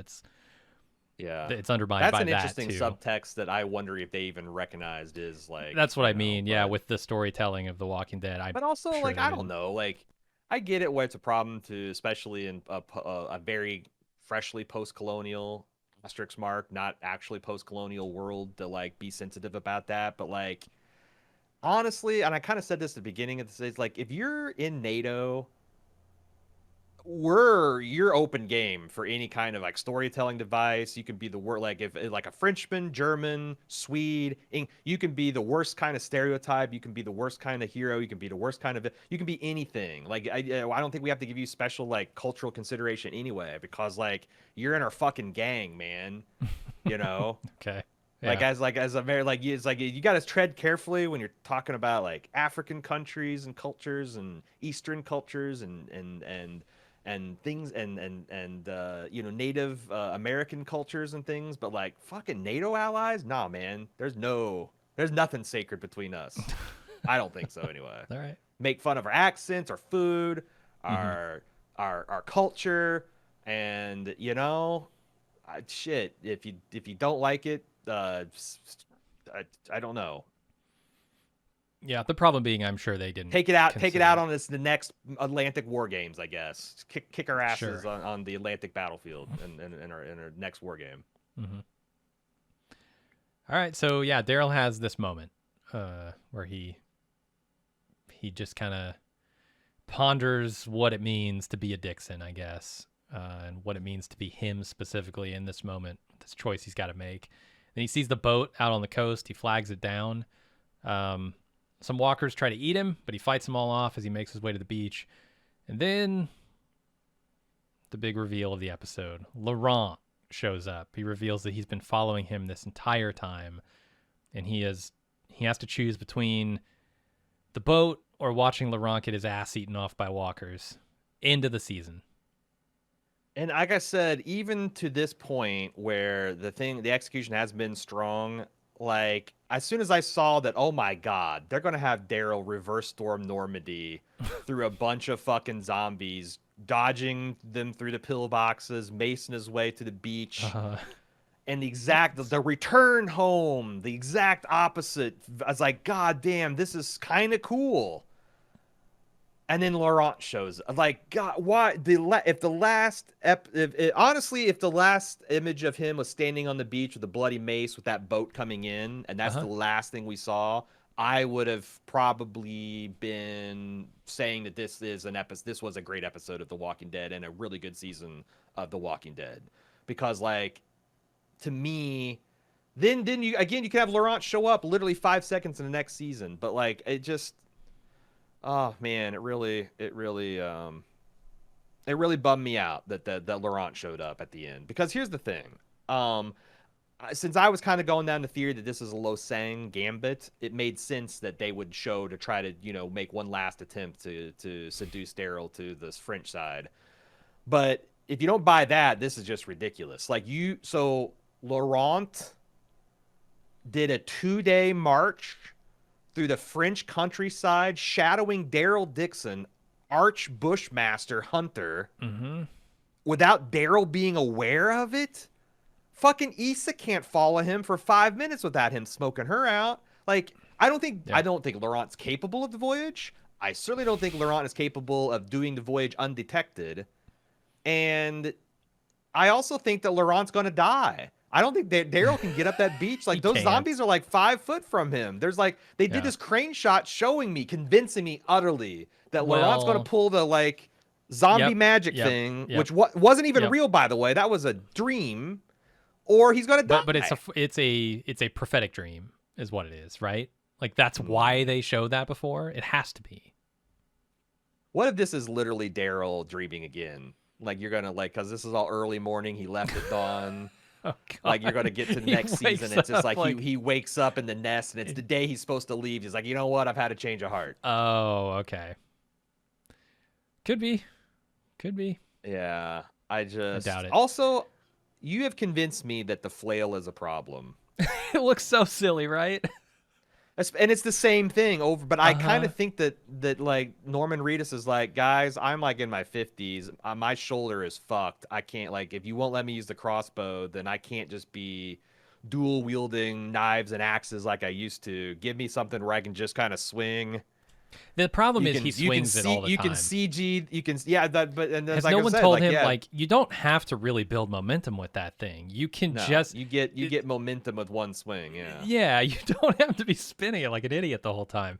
It's an inherently awkward weapon too. Like no doubt effective. You get a lot of momentum behind that weight, but like it's awkward. You can accidentally hit yourself with it. You can hit your arm with it. It's not the best of weapons, and it looks real dumb when you're constantly twirling it. I've alluded to the fact that I watch these sword guys, these guys that like are into medieval reenactment and swordsmanship and stuff like that, and they've many times talked about how like the flail is not a great weapon. It's not a great like 1v1 duel. It was designed. It had a role in the battlefield to like get around shields. Like if knights Sure. had a big shield, you hit that, it hits and it breaks their arm anyway, or it hits their Yep. head. But like other than that limited case use, it was a specialty weapon. It was a specialty weapon to defeat like an anti-tank round of the day. It's like Mm-hmm. that's great for a tank, but you can't really shoot down an aircraft. You can't use it on infantry very well. It's not effective. Mm-hmm. And the other thing is like also when you're using it, it just doesn't have the versatility of like a pole arm or a sword. You can't block with it. You just really you have diagonal up and down strokes is essentially. And everything they said, I kept on as like, oh my god, it's the same fucking move over and over and over again Yeah. because you can't do anything else with it. Right. Right. Yeah. And it's I yeah, imagine it's a effective problem. for cracking zombie skulls. But yeah, It's just the it's same just thing. not fun to watch Daryl kill zombie after zombie with the same fucking move. Well, Daryl It's kind is of a that, bummer. right? Like the defining characteristic of Daryl is that he is a niche kind of guy. He uses a crossbow. Who uses a crossbow? They're cumbersome to reload. Takes forever. Whereas with a regular bow, you get 90% of what you get from a crossbow and you can reload it almost instantaneously. It's true, but you don't have it ready to go all the time like you can with a crossbow. True, yeah. It does take a second to Knock load an arrow, at pull the it beginning. back. Especially Uh, if you're caught like totally by surprise, I would never feel comfortable with a cocked crossbow on my person. Yeah, but if you're going into a building, you've got You can that storm ready to with go. it, Where yeah. like try to hold back a 50-pound Yeah. bow for No. 10 seconds. You let need to alone acquire the a entire time target it takes to before sweep you- a building, for example. Yeah. Yeah, totally. And then he uses the motorcycle, which I would argue is very effective. I think a motorcycle is probably a vehicle if you want one in the apocalypse. Oh yeah. But it's also niche. There's not a lot of people out there riding bikes. A lot more cars. And I also like they introduced this sweet ass knife for one episode that I guess the boys in Maine took from him. But like, god damn, that thing is. I kind of want to see him using what's essentially like I don't know, like a Roman centurion sword. That's like it's huge. It's like 18 inches long. I kind of was Yeah. hoping to see him use that, but we got him using his shitty trench knife, World War I trench knife, and the flail that he got from a castle, a nun castle. His brass knuckle knife, is that the one you're talking about? The trench Yeah. knife? Okay. hmm Yeah. I don't know about this flail. I think he needs to drop that thing. Drop the Morning Star. Yeah. But I do wonder if it's easy for Norman Reedus because also I believe that chain and the ball is not real. I think it's Oh yeah. like CG. So it's like the choreographing of that is so much easier.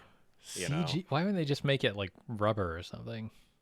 You have to spend all that money CGing a flail, and You might be right. I just assume that that's why he's always spinning it because it's a lot easier to model that way, and then you don't have to worry about accidentally hitting a stunt person.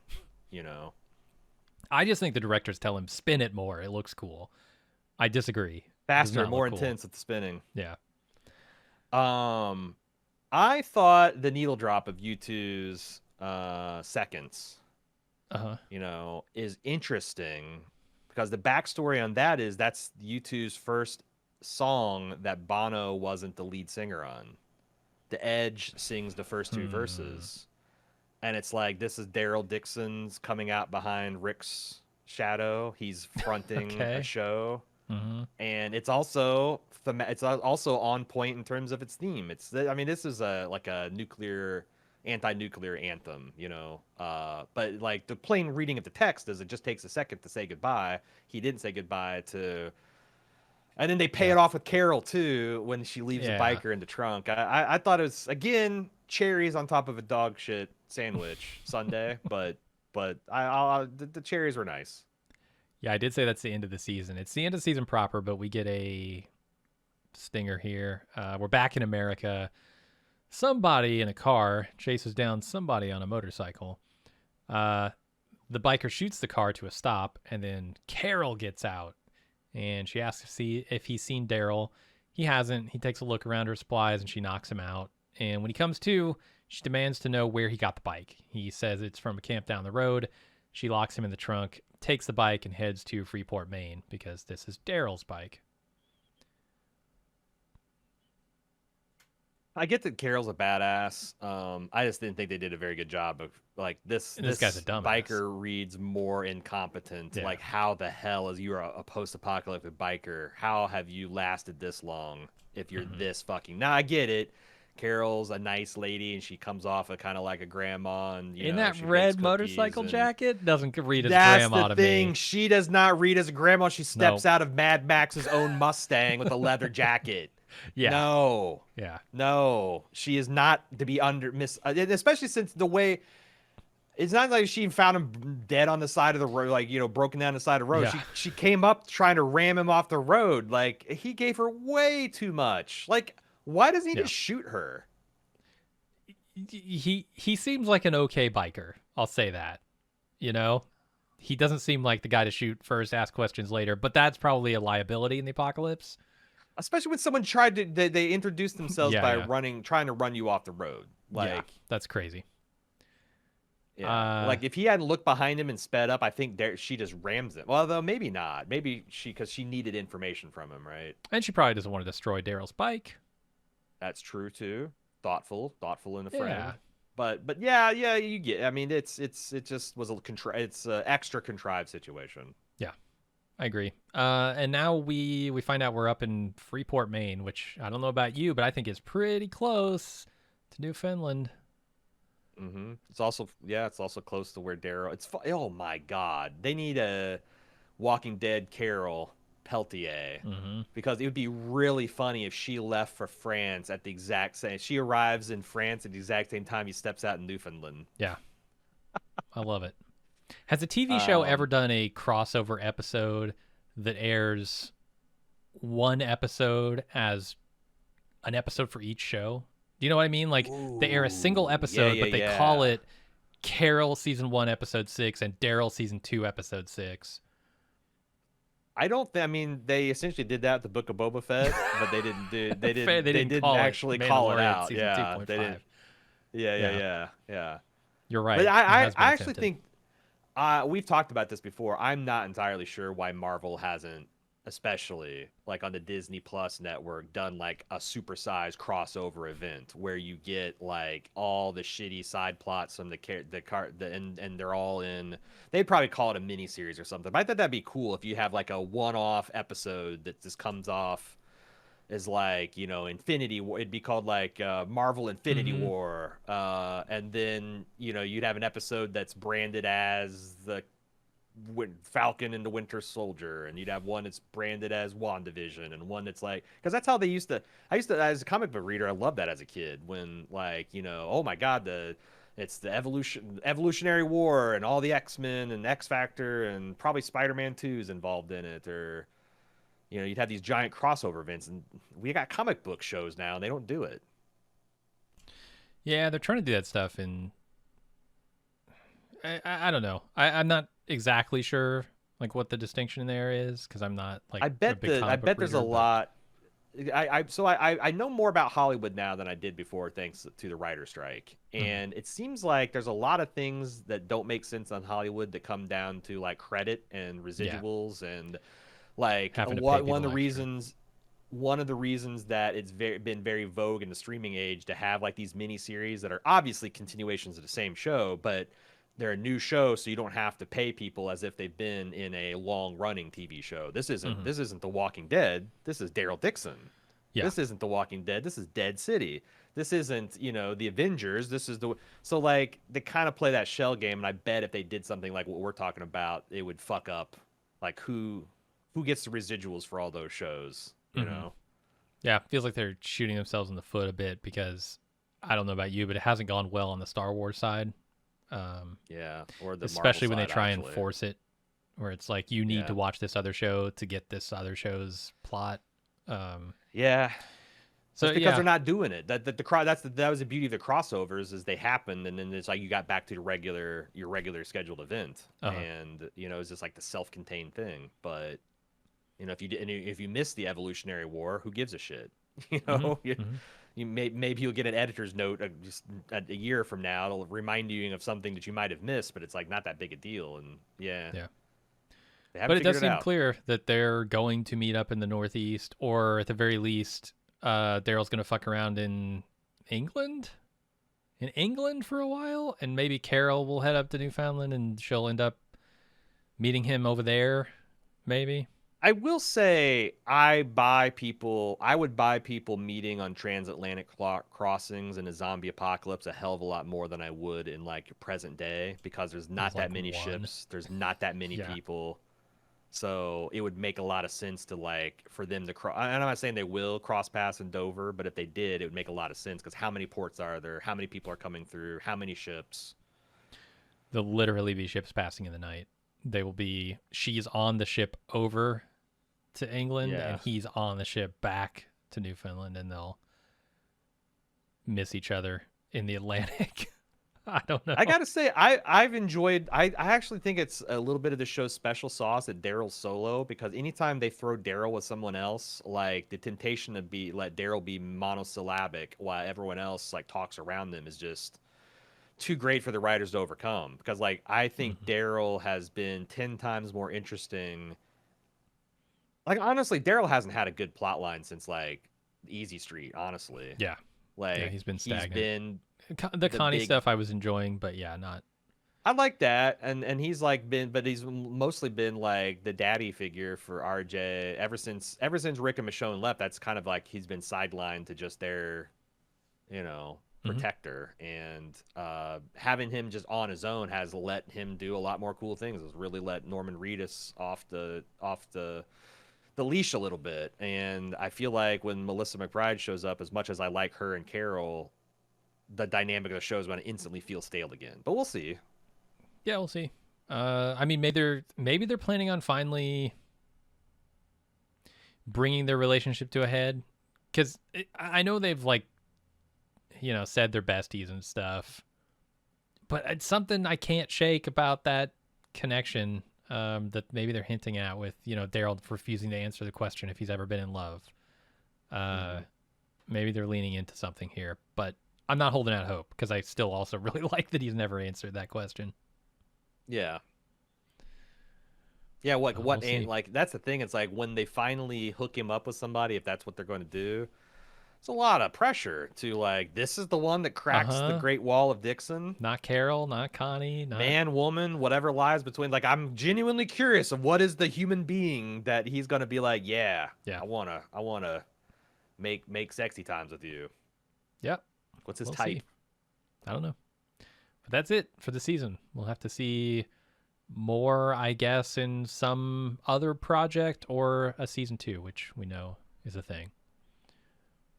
Yeah, I know this has been a longer episode. We've taken a while to recap it, but I feel like we also got all of our thoughts on the whole season, the wrap up, and kind of what we're hoping for next year. So it's kind of serves as a combined wrap up. And also we got a little bit of feedback too. The Walking Dead, TWD at baldmove.com. Oh, before we go to feedback, are we ready to talk about our ongoing plans for The Walking Dead? I mentioned that the In Rick and Michonne generalities, series is coming certainly. out Hmm. middle of February, and I think, based on the state of Hollywood and everything, that we will probably be covering that. Yeah, almost certainly. And if we do, I think it's another strong bet that we get around to Dead City either before or after that, depending on how the TV schedule's looking. Hmm. Um, so yeah, that's our like yeah, I'm very interested in seeing where they end up with the Rick and Michonne stuff. I also say that like I think the 6 episode season has benefited them in that I can say a lot about the season, but I didn't think it felt flabby. Like there was maybe No. one episode where I remember thinking like, okay, this was it felt like that maybe they had a half episode's worth of plot that they had to stuff in here, but like nothing like we were used to with the 16 episode seasons. Not So even close. I'm kind of excited about us there because there's so much shit to cover in a Rick and Michonne crossover that like 6 episodes doesn't even seem like it's enough. Hmm. So I'm certain that when they renew some of these series, like Daryl Dixon, that'll probably start bloating them up again. But enjoy the Svelte seasons while they last. And if this is your last stop for us until The Walking Dead, I might be able to tempt you with some of our upcoming coverage. We are covering Loki right now. We have plans to cover Fargo. We are looking at, maybe we're going to be announcing this on social media probably this week, of whether we're also going to cover For All Mankind as well. We're looking forward to True Detective season 4 in the new year. If you want to see what we're covering, keep up to date, I recommend you follow us on your social media of choice at Bald Move. Unless your social media of choice is TikTok, we're at Baldest Move there. But yeah, and as always, if you'd like to support what we're doing here at Bald Move, support.baldmove.com is how you join the club, get extra audio, video content, and ad-free feeds. All right, let's put this thing to bed. We got a couple emails. twd@baldmove.com. If you do want to get any of your I told you so's in about The Last of Us so I can respond 3 or 4 months from now, do it. twd@baldmove.com. Eric's up first. He says, "Hey guys, please clear something up for me. The scooter girl from the previous episode was like 10 years old when she got infected, and it's been like 12 years since the apocalypse, and she's still 10. Do the infected not age anymore? Are they now immortal and won't die of old age? They could find a cure, say, like 20 years from now and bring her back, and she's still 10 years old? Some kind of crazy fountain of youth remedy. Is this an oversight on the show, or do I not understand how infection works?" I assume they stop aging. Yeah. But, like, I'd also assume their circulatory system stops working, Mhm. and apparently the hypodermic super zombie... Or, Yeah. although I mean, the you have doctor to have did blood said he's coursing looking through your for veins fresh... to spread it, so... And they did have that line where they're Yeah. particularly looking for fresh zombies, so maybe, like, zombies that corrode too long. Those But zombies it's also... didn't look fresh to me, but I don't Yeah. know. But honestly, I thought they've been doing this shit ever since Frank Darabont left. But, like, honestly, Quinn looked like he had been in the ground for a year and a half when he came back, and he had just died 5 minutes ago. Mhm. So what the fuck? There's some kind of, like, rapid decay, onset decay, and then it really slows down after, like, the first 6 months or so, and then it takes you forever to just... Because I mean, I don't have a good answer for, like, when the zombies stop, just wear out. Yeah. Like, we've seen I don't know zombies if that buried ever in happens. mud Mhm. for apparently years still be viable. We've seen zombies on fire, burnt to almost a skeleton, be able to reanimate. We've seen zombies cut away in tunnels and things for like a decade, and they're still... Mhm. I don't know. I mean, clearly they are rotting, and like the older the zombie, the more rotted and kind of pathetic it is. But like, at what point are they just done? I don't know. I don't think the show's ever told us that. It seems like never. I think you got it right. You got to pierce their brain casing in order to actually do any damage. Otherwise, as long as that's intact, they'll stay good forever. Yeah. Yeah, I don't know. I felt like earlier seasons they paid a little bit more attention to that, but then as the show has gone on and on and on, it's just kind of like whatever. Man, I just But, watched Return of the Living Dead again. The movie's Yeah. so good, and that's a scary case of zombieism where like you can't really destroy it. It's almost like it's the Which one is chemical that? itself. Is that the one where the is that the kind of funny one? Uh-huh. Yeah, it's the one where, Okay, where they release the abortion gas from a clinic barrel. has- Abortion clinic? No. Isn't there one that has like... I thought they had one where they... Oh, Maybe two. maybe I that's a don't remember comic number book I two read. very well at all. But like they release the gas from a barrel and it infects them, and then it infects some corpses, and they burn the corpses, and all the smoke from the corpses goes up and rains down onto a graveyard, which infects all the There seems to be no way to actually destroy one of those zombies other than completely destroying the gas or the chemical itself. Right. Which is kind of terrifying. So maybe it's that Yeah. situation. But yeah, I don't think that like what most biological processes stop. It doesn't seem like zombies' hair grows, for example. Their fingernails don't. Like, you've never seen a zombie with like 6-inch long fingernails. Maybe they're always just wearing them down. I don't know. Could be. But yeah, I think most biological processes stop. Yeah. Except for the one that lets them walk around and eat things. Mm-hmm. Jamie says Laurent is unbelievably annoying, and while perhaps that's by design, I find it insufferable. I was very interested to see Daryl's story from before he got to Paris, and curious to see what Isabel does and I found Quinn to be an interesting character, but the nonstop ham-fisting of hypercuts from Daryl's backstory to Daryl looking at Laurent, please tell me why so many kids are painfully irritating on shows. Are there folks that enjoy this? Some of it is that he's an unsocialized only child who's never left a nunnery, but cutting the bow tie, acting like an actual dunce, bordering into whiny brat. Yeah, I would disagree with you up until late episode 5, but he has been a lot for the last 90 minutes of this show. All right. Hot take. Aren't most kids annoying as fuck? I don't agree with that. Most I kids think are here's annoying. the thing. It's one Well, of the most kids main in reasons crisis I've never had one. situations are either annoying or tragic. You know, that's like crisis situations are tough on on children. But like I've never found children annoying. I think that children, I think the parents of children that like expose them to the public when they're overtired and they're poorly disciplined and they haven't had the appropriate, that's fucking annoying. But kids, like, you know, healthy, well-adjusted, well-cared for children, I find very pleasant. And he's none of those things. Yes, I mean, he is intended to be a weird character, but you're saying like, why are so many kids on television shows terrible? I think the unfortunate truth is because they're played by children and they have zero acting experience, and it takes a very talented director to really be patient in teaching the child how to do a good natural performance. Because a child acting naturally at like that age, like any time, like under, you know, and the before they get to late teens, it's like, how the fuck would they know, you know? Mm-hmm. So that's the scene for, and like, unfortunately, if you've gone through the Walking Dead director stable, it's not. I mean, they've got some pretty good people working for them, but like not necessarily everyone. And I wouldn't say any of them are like A-listers anymore. Like the days of getting Michelle McLaren and people like that are long gone in this show. So I think it's basically, yeah, you got essentially by definition inexperienced actors, and they don't have the strongest material, and they don't have the strongest people on set guiding them.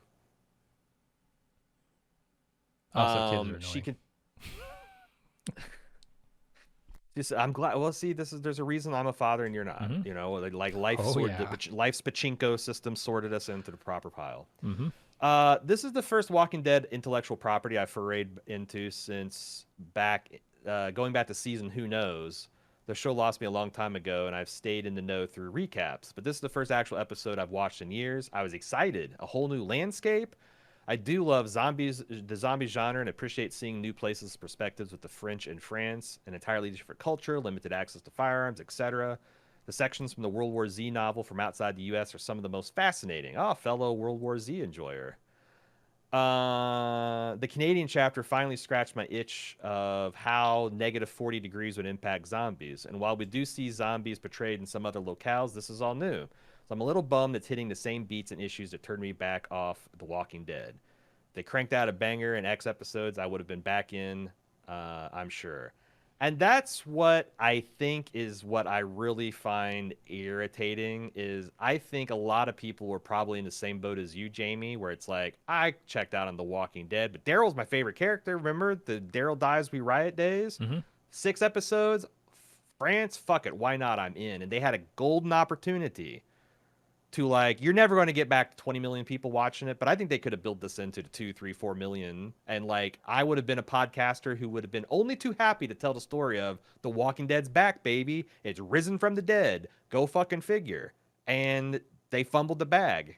And yeah, I don't know. I don't know. It's I've never crazy felt like the because show's a AMC huge fumble, though. It's not like. It's not going to get the faithful back, though, and that's the thing. I guess, yeah. If you want to say like the stakes were all or nothing, then yeah. I don't think it quite got there.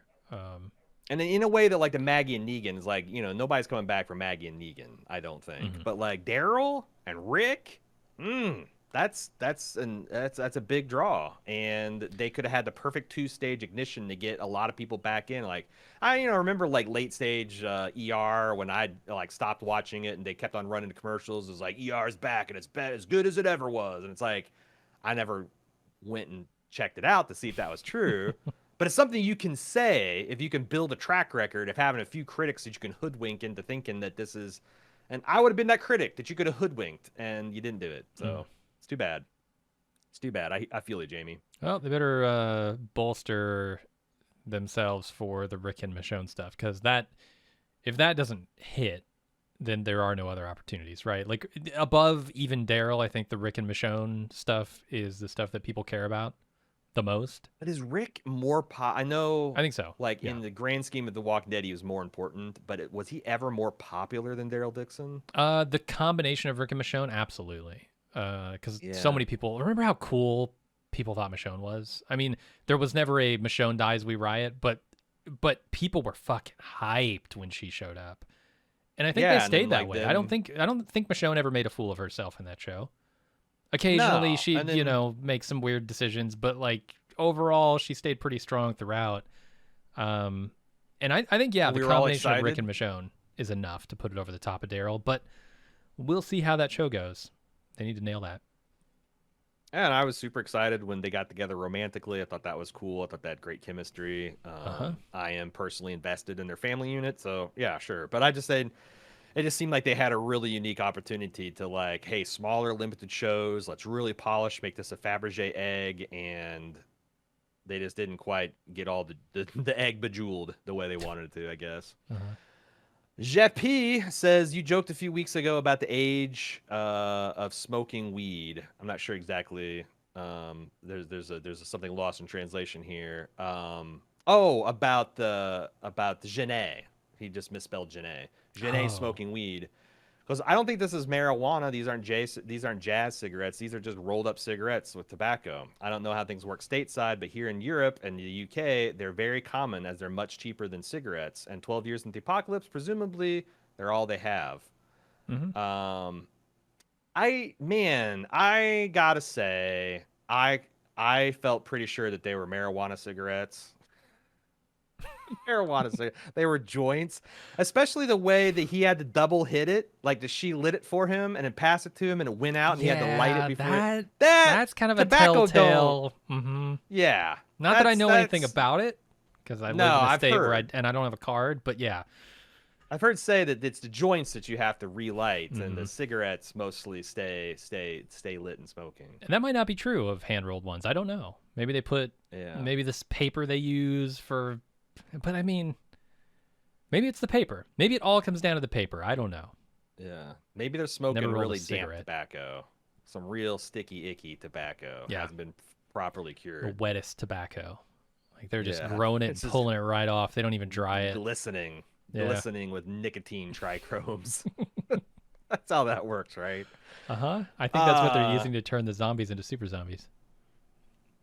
By the Walking Dead standards, this was a good show. Agreed. And much better than Dead City, which this has me worried because I've heard one thing I've heard is that Dead City was not good.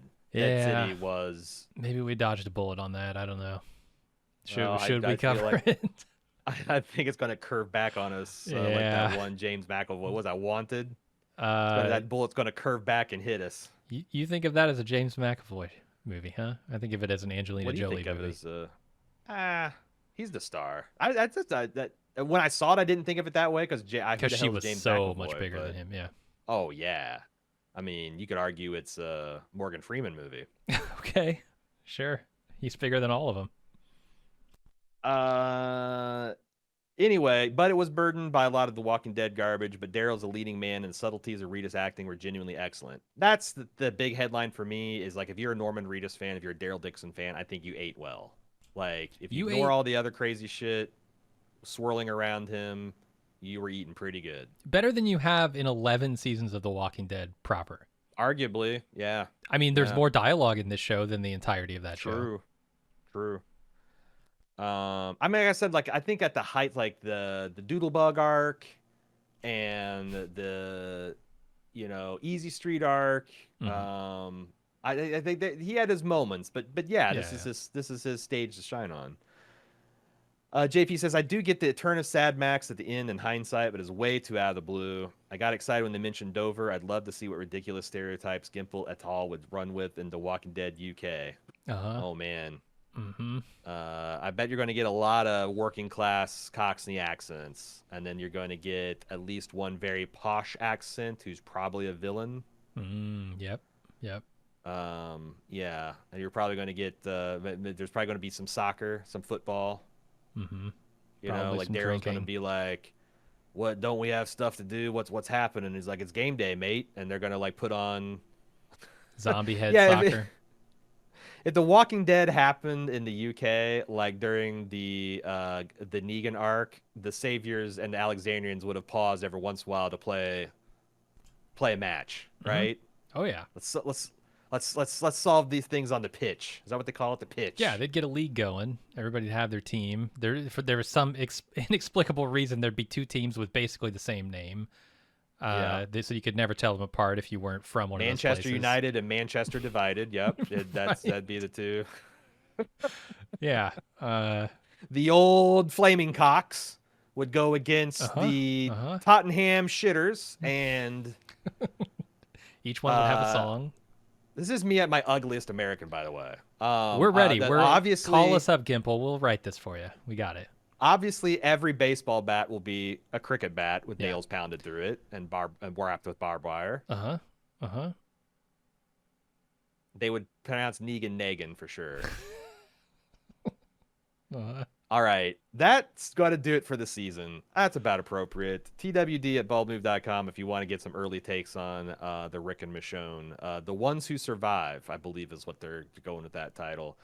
We're going to check back with that in February. Again, stay tuned to our social media at BaldMove or at BaldestMove on TikTok if you want to know when and where that's going to go down. Or, hey, if you've been subscribed to here for 11 plus years, let's keep it going. We're going to be back at some point. And then, yeah, if you'd like to support what we're doing, support.baldmove.com. As I previously mentioned, that's it. We're signing off from Mont Saint Michel. Until next season, I'm Aaron. And I'm Jim. See ya.